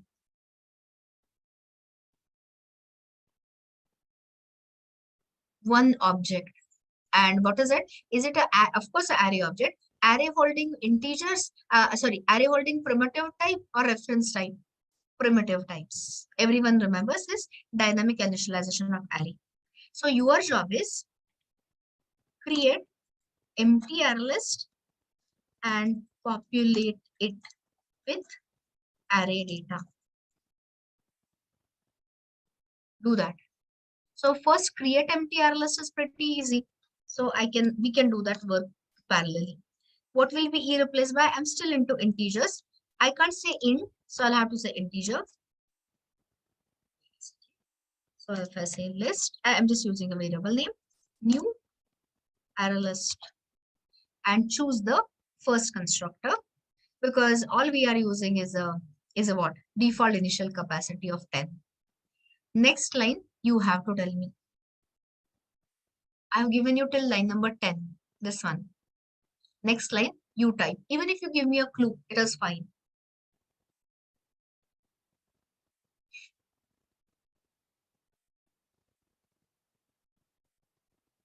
List.add ints is what Yogesh is suggesting. So I'll take him up for that. And let me see all the answers. All answers are wrong. So here, list.add, if I say ints, you get a compiler error.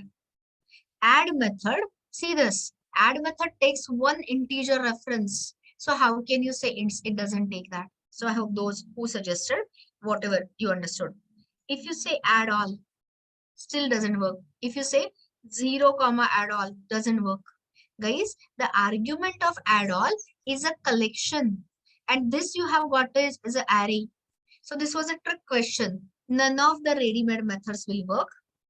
So you'll have to attach a for each kind of a loop to array and then add those elements.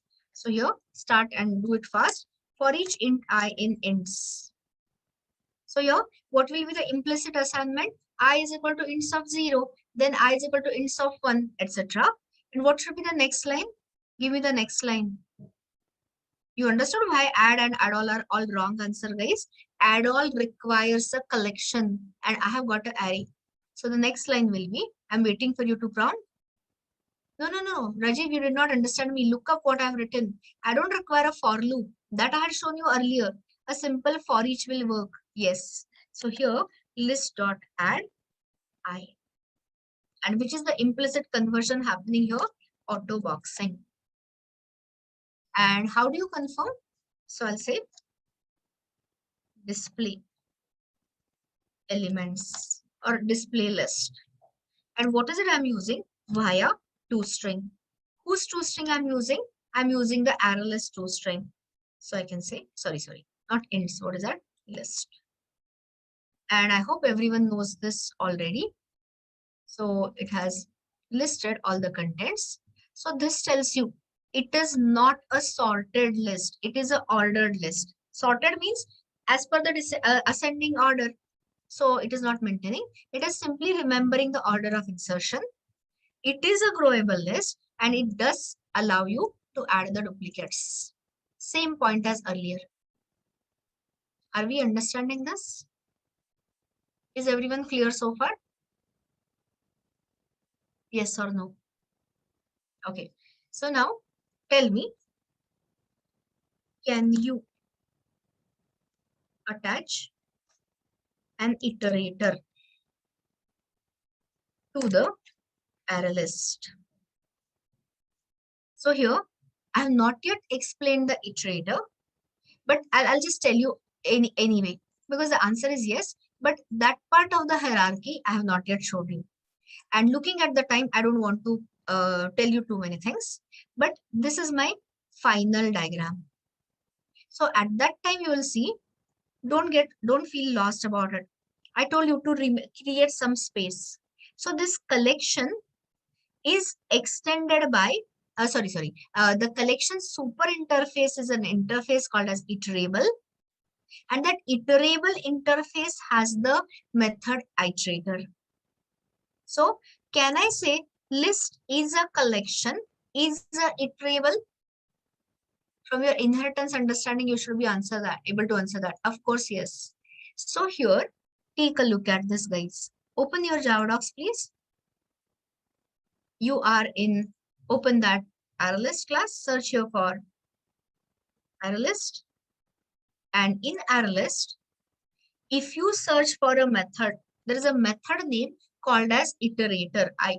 So the method name is iterator, and it tells you returns an iterator like a cursor for the elements in this list in a proper manner. But on the first day, generally I don't show attaching the iterator. So what is the replacement of iterator? What is the form of implicit iterator? Here the answer is yes. And the next line is implicit form of iterator is nothing but your for each. So when you say for each, this for each is internally going to attach iterator and go over, traverse over entire collection. So tell me, everyone knows attaching the for each to array. So today what we are going to do is we are going to attach the for each to what? Array or array list. We are going to attach the for each to what? Array or array list. Array list is the answer. So let me just count 1, 2, 3, 4, 5, 6, 7, 8, 9. Okay, I'll reduce some. So here, so how many elements are there?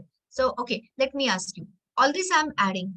So anyone wants to tell me what is the size and what is the capacity of my array list? Count and answer. It's a simple math. So 1, 2, 3, 4, 5, 6, 7, 8. So what is the size and what is the capacity? No, I dropped one element to make it even clearer. Size is 8, capacity is 10. So here is the question. All these are very basic but very interesting questions. For each int I in the list. So you can check. Am I able to attach the iterator or that for each to the list? Answer is yes. And when I say SOPI, there are a lot of questions I'm going to ask you. So hear my questions correctly. So anyone wants to tell me, is there any implicit conversion which is happening here? Okay, I'm asking you a yes, no question first. When you say for each, yes, very good, Yogesh. That is how you should answer. You should not just stop by yes or no. You can go ahead and tell me what is happening. No, wrong answer, Prashant. What is happening? What is list containing, guys? Tell me. Is it containing ints or integer? It is containing integer type of references. So here, what happens internally is it says it attaches the iterator and gets the integer reference, and that integer conversion to int. Who is doing it automatically? Automatically done by Java compiler. Are you getting this? And what is that conversion called? Auto, because automatic.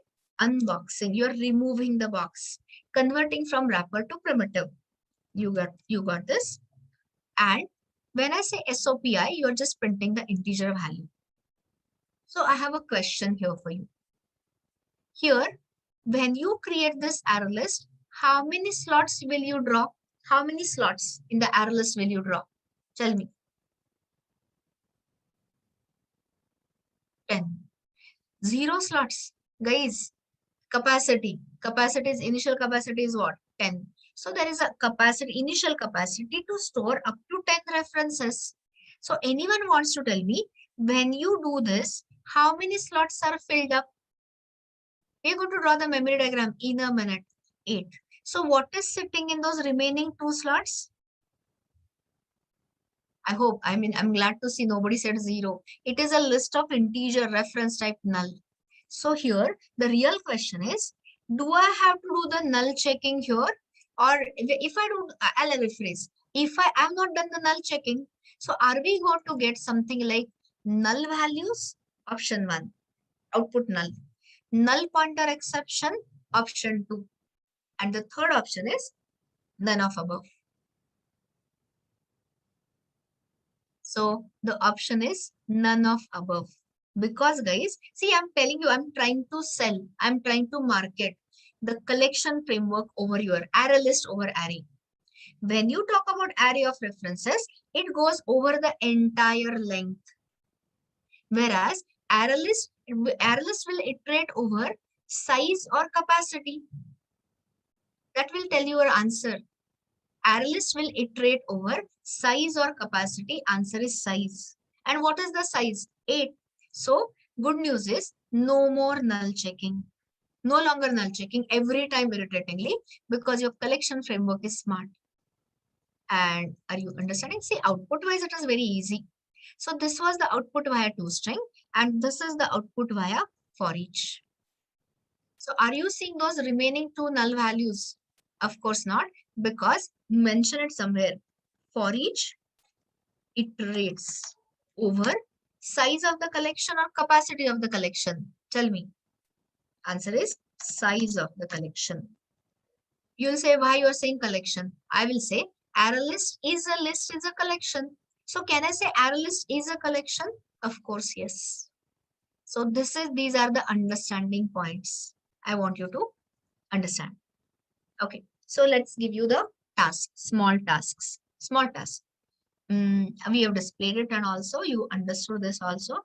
I said for each, not 0. Okay. So here I'll give you something. Let's see whether you can do it. Double value of the elements if element is greater than, let's say, 20. Double the value of the element if the value of the element is greater than 20. So observe and then display the new list again. I mean display the list again. So here, what are the contents of this? Here, these are the contents. So tell me, 10, all these things, will it be doubled or will it not be doubled? Not doubled. Is 34 greater than 20? Yes. So 34 twos are what? 68. So this should be 68. And I'll just change the data. I'll bring in some more. What I said is greater than this. So let us say 25. And let's say something. So you'll see some of the things and some are not. So what is the expected output?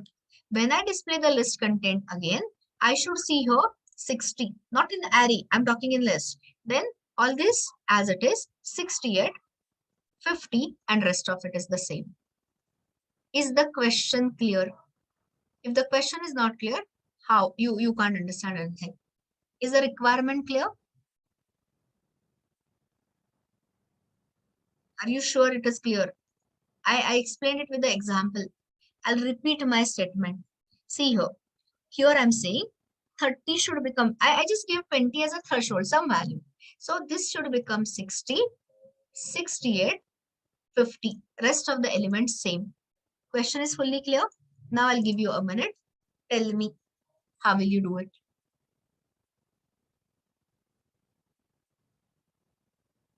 It will be best if you can write the code, but if you're not feeling confident in writing the code, at least tell me which methods you feel you will use. Okay, it's not a memory game ever. So I'll give you the help. I'll keep the help in front of you. So because I don't expect you that I tell you the methods and you immediately remember. Let's see whether you at least understand. All answers are here somewhere. So this is what you are looking at is additional methods of the list API. Anyway, take your minute.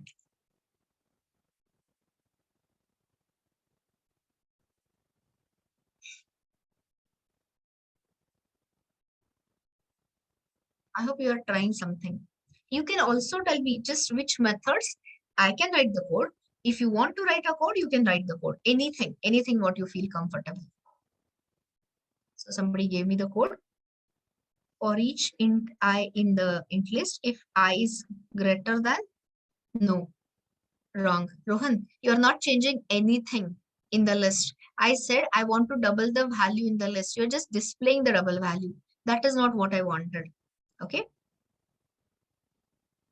Remove is wrong. Set is the answer, but set is not the only answer. Maybe set, don't say something, whatever you say it confidently. Don't say maybe with that. So first you will have to use get by index, and then you will be able to call, and then you can use the set method. The moment I say get and set, guys, what will you use? Will you use the for loop or will you use the for each loop? Simple question, simple answer. Still people are saying for each. Guys, it is the index-based API you are talking about. So why you are saying for each? For each doesn't have the index. It's a simple, easy question. For each means it will automatically go over all the elements. Okay, so we don't want that. What we want is for easy one, the one which can work with the index. So start typing with me. So here, first start with the for loop. Anyone wants to start? I'll start it for you. Int I equal to 0. Give me the boundary condition. Where should it start? Stop. What should be the upper limit? Quickly. I less than what? I less than size, of course. So I equal to 0. I less than, what is it? Int dot size or list dot size? We want to operate on the list. So list dot size naturally I plus plus. So this is the standard one. Now you have to check if a particular element, is it less than 20? Is it greater than 20 at all? So how will you check? The next one, it is all systematic. I'm just giving you exposure. So list dot, there's no, what is it? A square bracket. List dot, how do you get the element? In goes the index, out comes the element. So if list dot get of I is greater than 20, you'll say what 20? Just a number. Then in that case, what is it I'll have to do? So the number is greater than, no contains and all that. It's a wrong one. So here, if the value is greater than, I never said whether it is 20. So I'm not searching for 20. If it is, then should I double the value or should I keep it as it is? I should double the value. But what is the method to replace earlier element by the new element? Set. So it was all about get and set. So here, how will we do that? See this. List dot set. Okay. What is set requiring? Index and the new element. And what it returns is the old element. So here, let's say, what index? Ith index. And anyone wants to tell me what should be the second argument? What will be the new value? Give me the new value, please. Yes, you are right, Yogesh. So original value, which is list dot get of I into 2. So Rohan, I guess you had given me that SOP and all. I did not want that. I wanted double the elements of the list. Okay. If the element is greater than 20. And if the value is not greater than 20, then you don't do anything to that list. So here, now you can display the list again.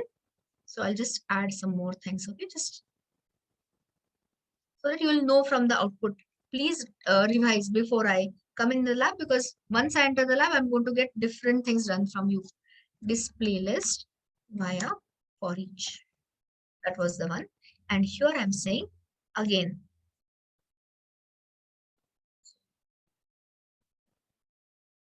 doubling the values. So you'll know what I mean by that. Not all the values, the one.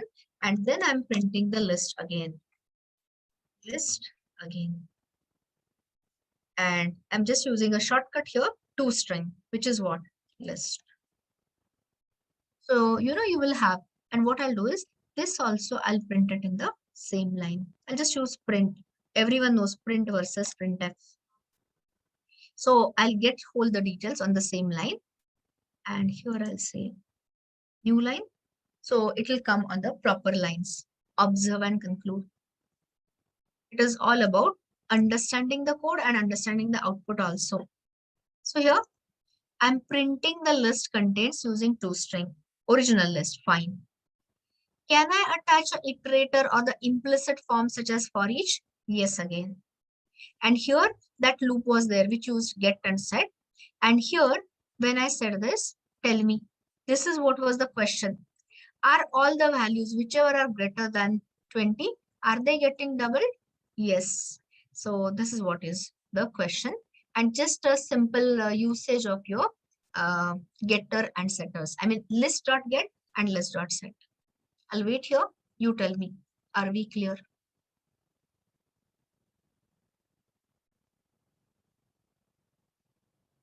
Is everyone clear? Okay. So now I'll write something. See, this is all CRUD operations. It is called as create, retrieve, update, delete. So I'm just taking the practice of it. So here I will do something more. Let's see whether you get it.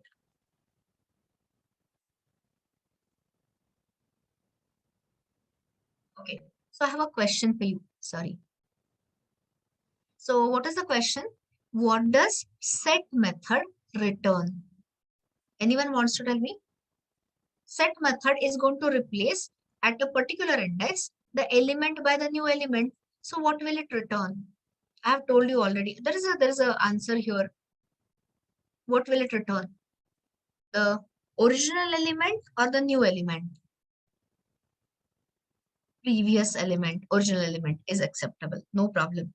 So now see, because this will tell you how the API is working. Just check this. So observe, this is your data, right?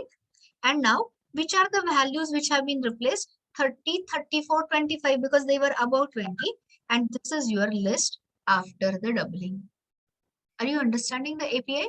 Is the set and get clear? Is the output clear? Okay.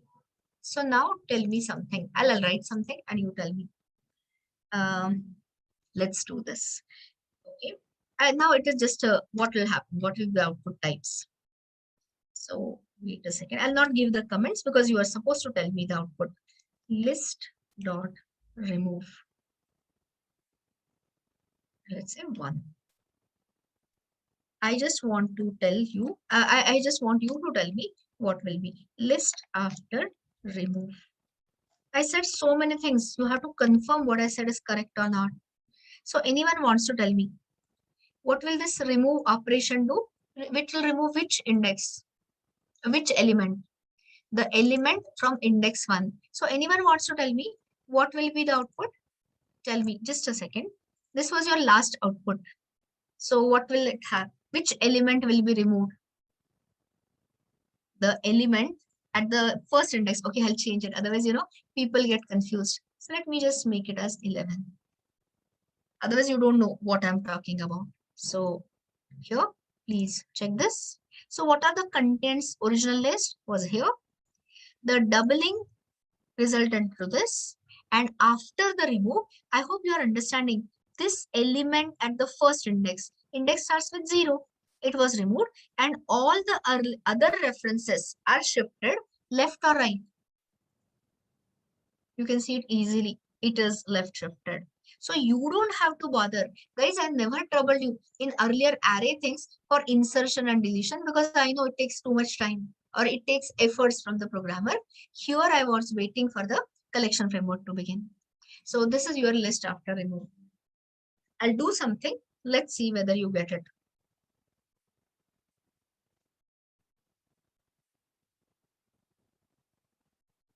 List of integer.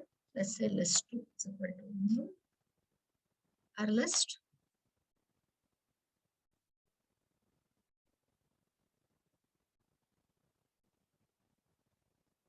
And I'll just populate.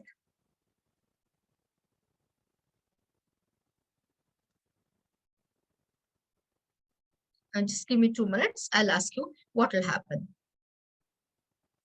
Okay.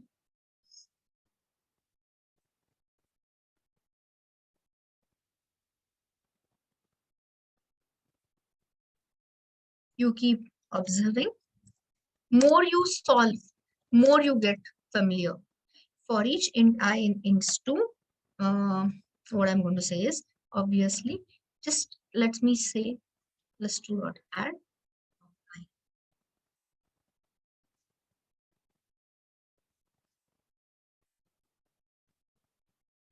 Okay.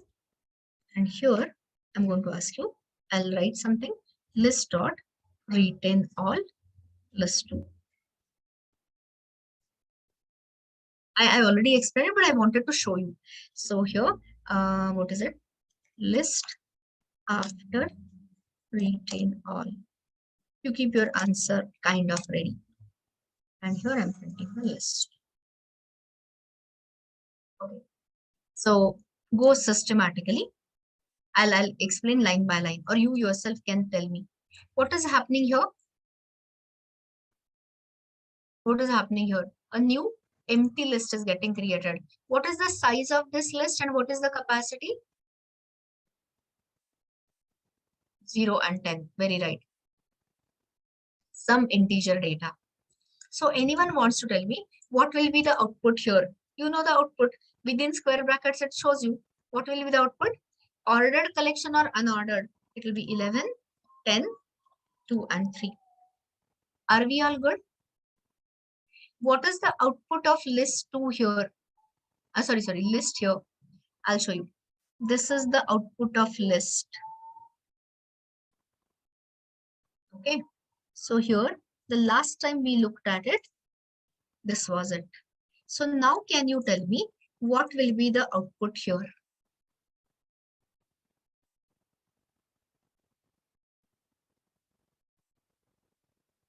I did not get that 11. Just a second. Huh? I think I missed out on something. Oh yeah, I had said remove. Yes. Yeah, please tell me what will be the output. I have given you exact 2 values.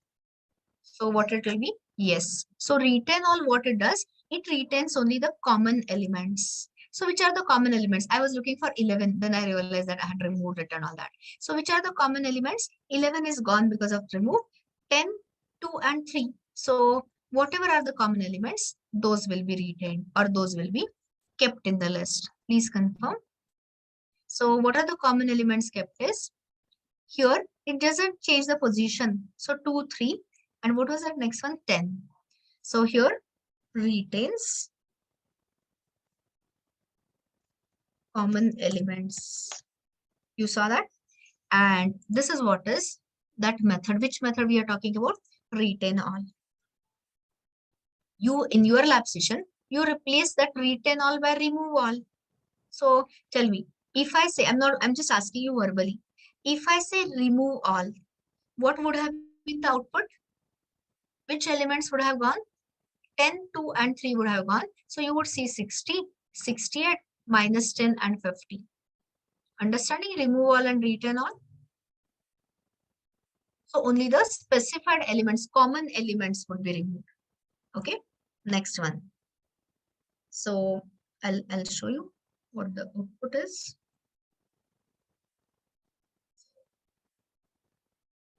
The output is here. I'll write something. You just have to tell me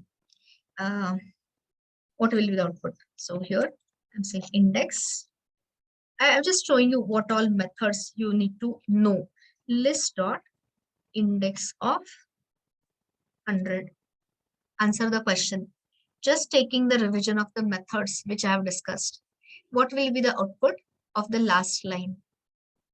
I'm giving you the contents so that you don't have to memorize it or anything. Just tell me what will be the output of this. Simple question, simple answer.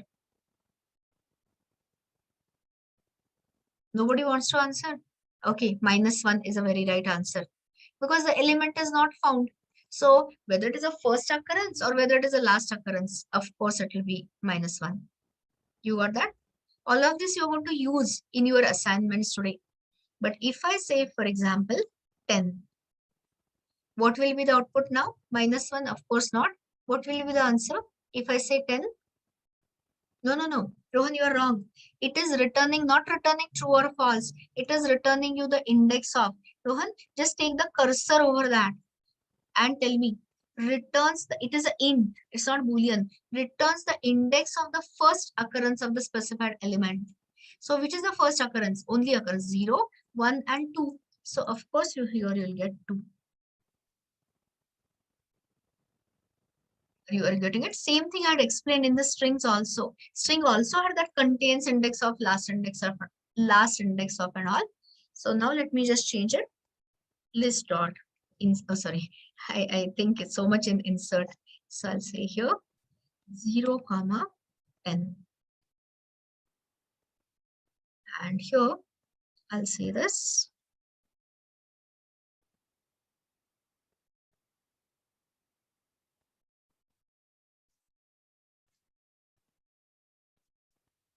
Simple questions again.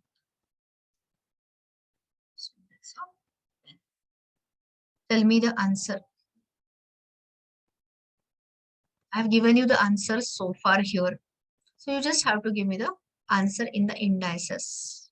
You know what is I'm asking. This answer, please. So 0 and 3. So check whether they are right or not. So tell me, after executing this line, is it an add operation, append operation, or insert operation? It's a insert operation. So what will be the contents here? First one itself will be 10 and here. So what will be the value of first occurrence? Of course, 0. And what will be the value of the last occurrence? 0, 1, 2, 3. And then there are null setting, but we don't have to care because anytime you go, it just iterates or it just accesses till the size. So you are right. Those who said 0 is the first occurrence, 0, 1, 2. 0, 1, 2, 3. Yeah, 3 is the correct answer. So tell me, are you finding the ArrayList API or in general collection API simple to use, powerful to use or not? I hope you will see that so many operations happen automatically. And now tell me, you can see this, see the output yourself. So the output is, I think you saw this already. So it is containing, oh, I did not print that. I'll print the list. Last line, I'm printing the list again. So I have a question to ask you before that I'll run. So here, tell me, is this list, what will you call it? Is it a sorted output or is it a ordered output? Ordered or sorted? Pick up something. It is ordered. Means what? It is remembering the order of insertion. But can you see, is there any sorting in a descending or ascending manner? Answer is no. So another magic, another cool thing your collection framework offers is, I told you, searching. Searching is contains index of, last index of. Likewise, there is an iterative merge sort, very powerful algorithm. It is called a stem sorting algorithm. So algorithm details you will understand in data structure course. So here I just have to use a method. So there is a utility class. Like how we have arrays for array. Here you have collections. So you can say control space. And if you see this, it will pop up a help. This class consists exclusively of static method, which work on the collection. All searching, sorting, shuffling, filling in methods. So many methods are there. And there is a function, there is a method called as sort. Okay. So here it takes the argument as the list to be sorted. So just observe what I'm doing. I just said Control Shift O. So here, as a Java programmer, do you ever have to write a sorting algorithm yourself? Answer is no, because the sorting algorithm is provided by whom? Collection framework. Which is the name of the class which is giving you the sorting algorithm? Collections. But unfortunately, fortunately, this doesn't return you the list. It returns you the void. So what it does internally is it shuffles the elements. More internals tomorrow or later. So here, when I say this, now I'll just want to display the list again. And you observe and conclude. So tell me, what will you call it? Is it a sorted list or is it an ordered list? Of course, it is sorted. Just let's add some more elements to it so that you can, do this. So here, I'll just insert some elements. List dot add something.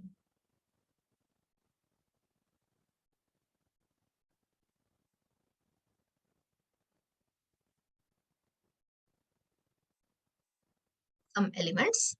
So observe and conclude. So you'll actually get an idea about the statement I'm making. So guys, check this. This was your, I'll give the label. This was your ordered output as per the order of insertion.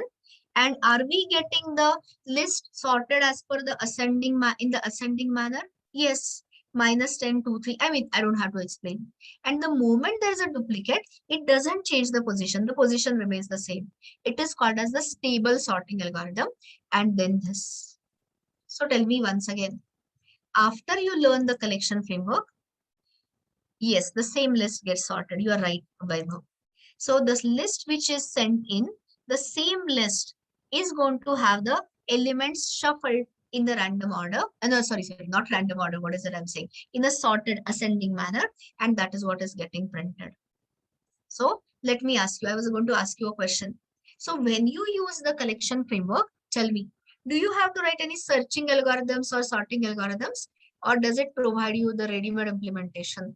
Answer is ready-made implementation. Such a advanced API it gives you, so you don't have to write anything. So now, okay, so I'll just, I'm closing this, but in a couple of minutes. Couple of minutes means after drawing the memory diagram, little understanding. So here, when I meet you in the lab, there is a, I mean, it is out of context. I mean, it is ahead of topic. So Akash, I'll tell you, I'll answer you that, but using something called as comparator. We have not reached there. It can be shuffled. It can be done in a descending order equally easily, but little later. Not little later, much later. So what I was going to ask you is this, right? So here, what is it we are going to do? When I meet you in the lab, I'll join little later. But after that, I'm going to take that whole session because we have to do hands-on together. I'm telling you guys, in your technical interviews and all that, people don't ask you too many questions.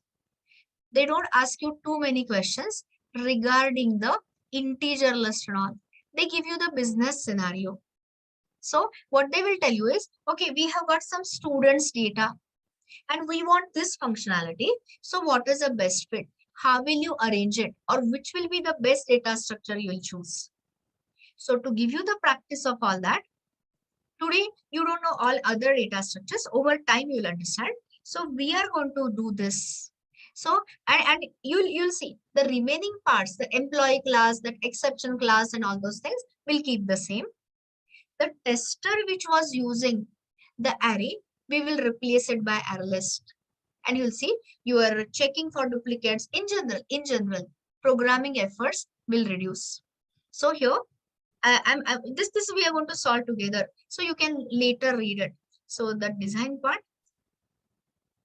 I'll discuss it when I meet you in the lab. So all these objectives we are going to solve. But before you meet me in the labs, I want you to draw quickly a memory picture. So you will get revisions later also. So just a second. I'll write some code. This is after this, I'm stopping immediately. So let me save file. Opened recently. So whiteboard 1.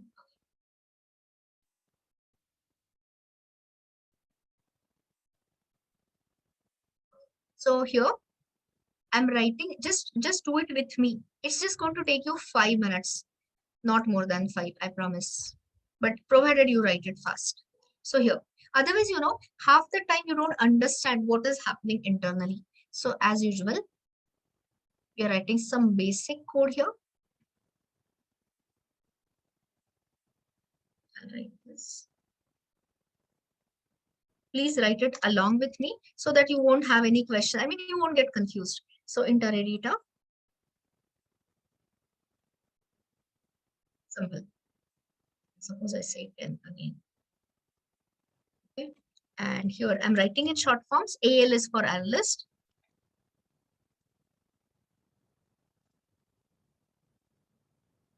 Okay.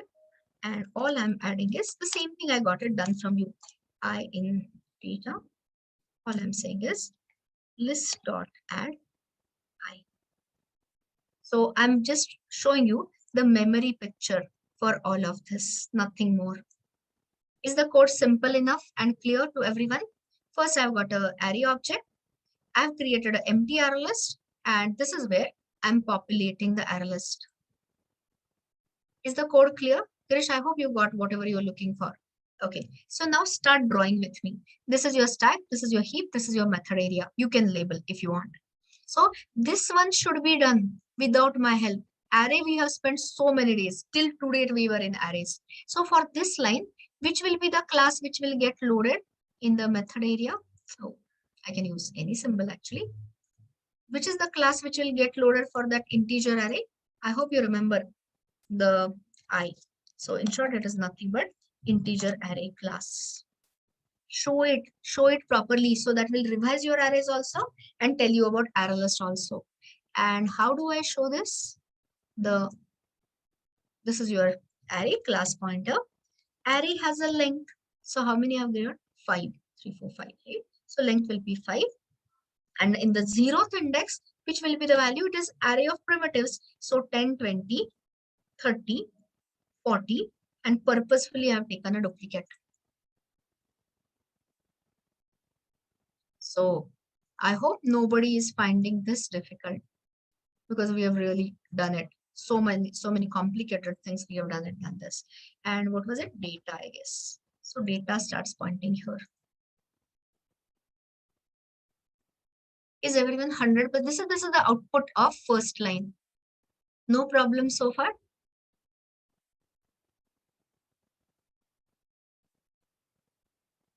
Yes or no?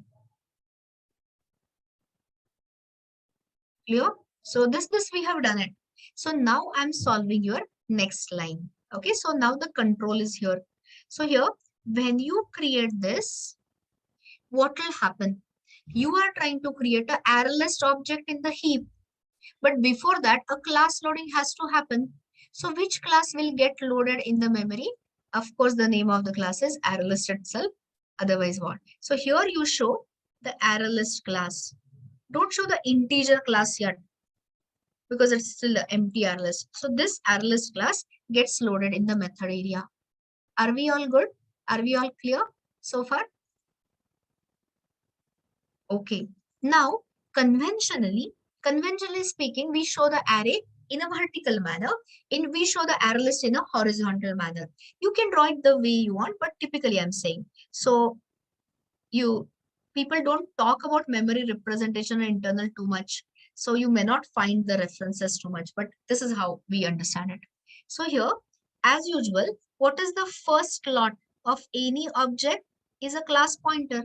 So show. This is your CP, class pointer. And where is the CP? Where is this going to point to? Everyone should know that by now. So this is going to refer to your ArrayList class. Are we good? Are we understanding this? I'm not yet finished. So just tell me whatever I have drawn, is it clear or not? And tell me quickly, how many slots are you going to draw, guys? 0 or 10? 10 is the correct answer. So the ArrayList, when you use it with the default constructor, there is enough memory allocated for storing 10 integers or 10 integer type of references. Int or integer? Answer is integer. Looking at time, I don't want to delay your lunch break. So here, please draw. You don't have to draw 10 slots as such. Okay, some slots I'm drawing. And likewise here. Anyone wants to tell me what is the for on condition? For on means initial condition. Where am I? I hope everyone understands. I'm in this line. So anyone wants to tell me what are these slots filled with? 0 or null? Of course, answer is null. So show here all null values. So here, show the null. And just, I'm just not repeating and wasting your time too much. Filled with, sorry, look at this. Filled with null values. Are we still good?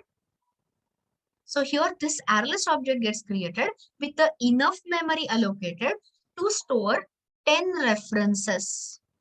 But references could be of employee, integer, your student, delivery address, how do I care? I as in JVM. So any reference type will occupy either 4, 8, 16 as per the JVM specification. So this much. And once this ArrayList object is created, what will it return? It returns the reference. So now show in the what? In the stack list, and list is nothing but the reference referring to this ArrayList object. So this is your for on condition. For on, when I say cold start, what I mean is ArrayList object got created with class pointer here. And what is it we have?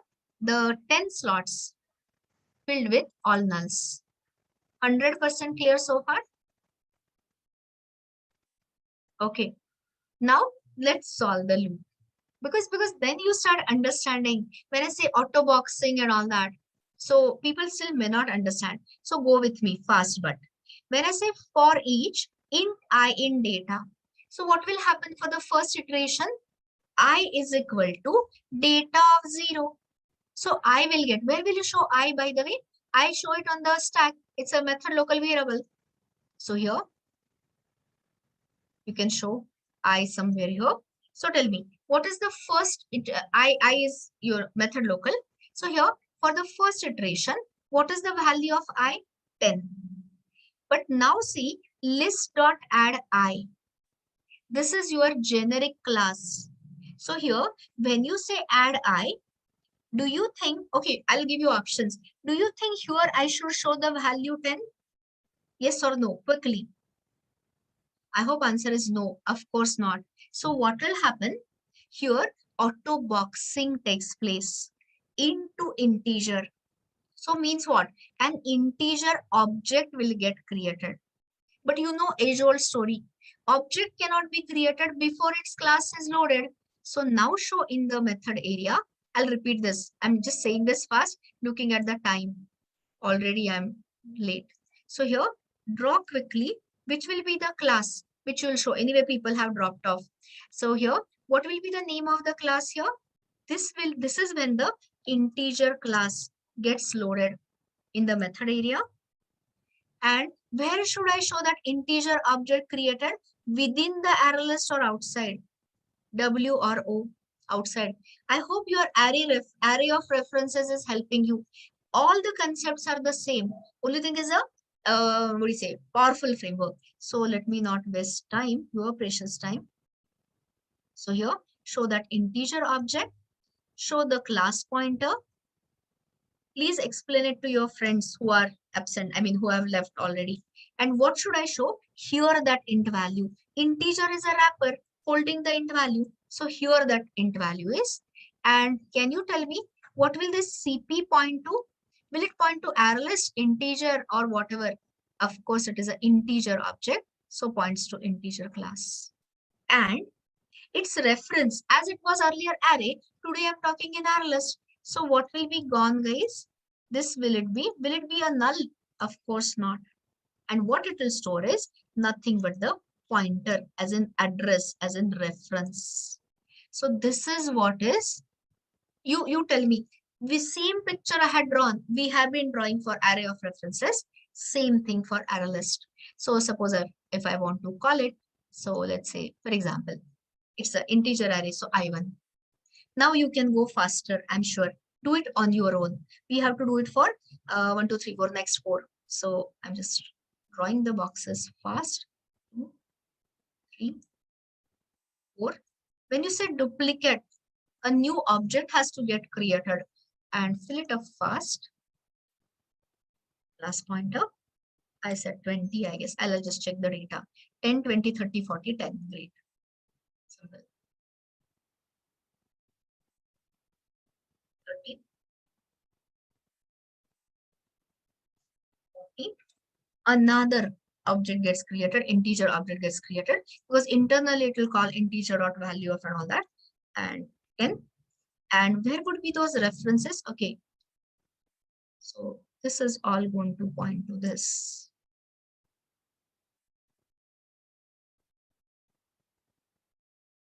I hope you are understanding. That's why I said draw with me. And the last and final thing is, will it contain nulls? Of course not. So here you have this references. And remaining slots are, of course, null.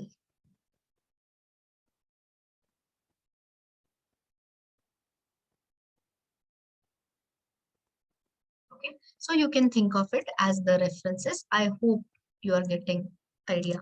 So here you can show I2, just a I3, integer type of references, I4 and I5, and remaining slots nicely still filled with nulls. All this is null. So this is your memory diagram. This is your understanding diagram for looking at array list of integers. Making sense? Understanding things, guys? Okay, great. So when we rejoin, and I'm stopping, don't worry, I'm not extending anything. So when we start applying it to our business logic, in short, when I replace this ArrayList type from generic type from integer to employee, what will change? The ArrayList will be the same. I mean, of course, ArrayList type will be integer, your employee. But what will be these types of the objects? So the integer objects will be simply replaced by employee. And that time the employee class will be loaded. But the memory picture of the ArrayList does not change. So that is more than sufficient. So definitely till I join the lab station, please go through all these statements, memory diagrams and everything. I'll give you in detail what all you should go through. And when I join the session, we are definitely going to solve whatever we can solve from this sequence. And that will give you best idea about working with ArrayList. Test 2 code? No, we use the in real world means Akshay. Your question is little vague. This one, Mohit, I'm anyway uploading everything in a short while, so you'll know it that way. Akshay, it depends on the type of the no, wait. In the interviews, sometimes they might ask you to create the linked list from scratch, which is what you are going to learn in your data structure module. But when you are a developer and you are working in industry, actually programming as a SD software developer, you don't have to write your this. That time you'll use ready-made collection framework. That is the answer. So in interviews, you may be required because they may ask you, don't use any linked list ready-made, use create your own linked list or create your own array list. So that we differs. Okay. So Mohit, I'll be uploading the data soon and you'll get it. So that will be all, guys. See you. I mean, I'll upload it shortly in 10-15 minutes and we'll revise, or rather you revise, and whatever questions I'll solve in the lab session. That will be all. See you after the lunch break.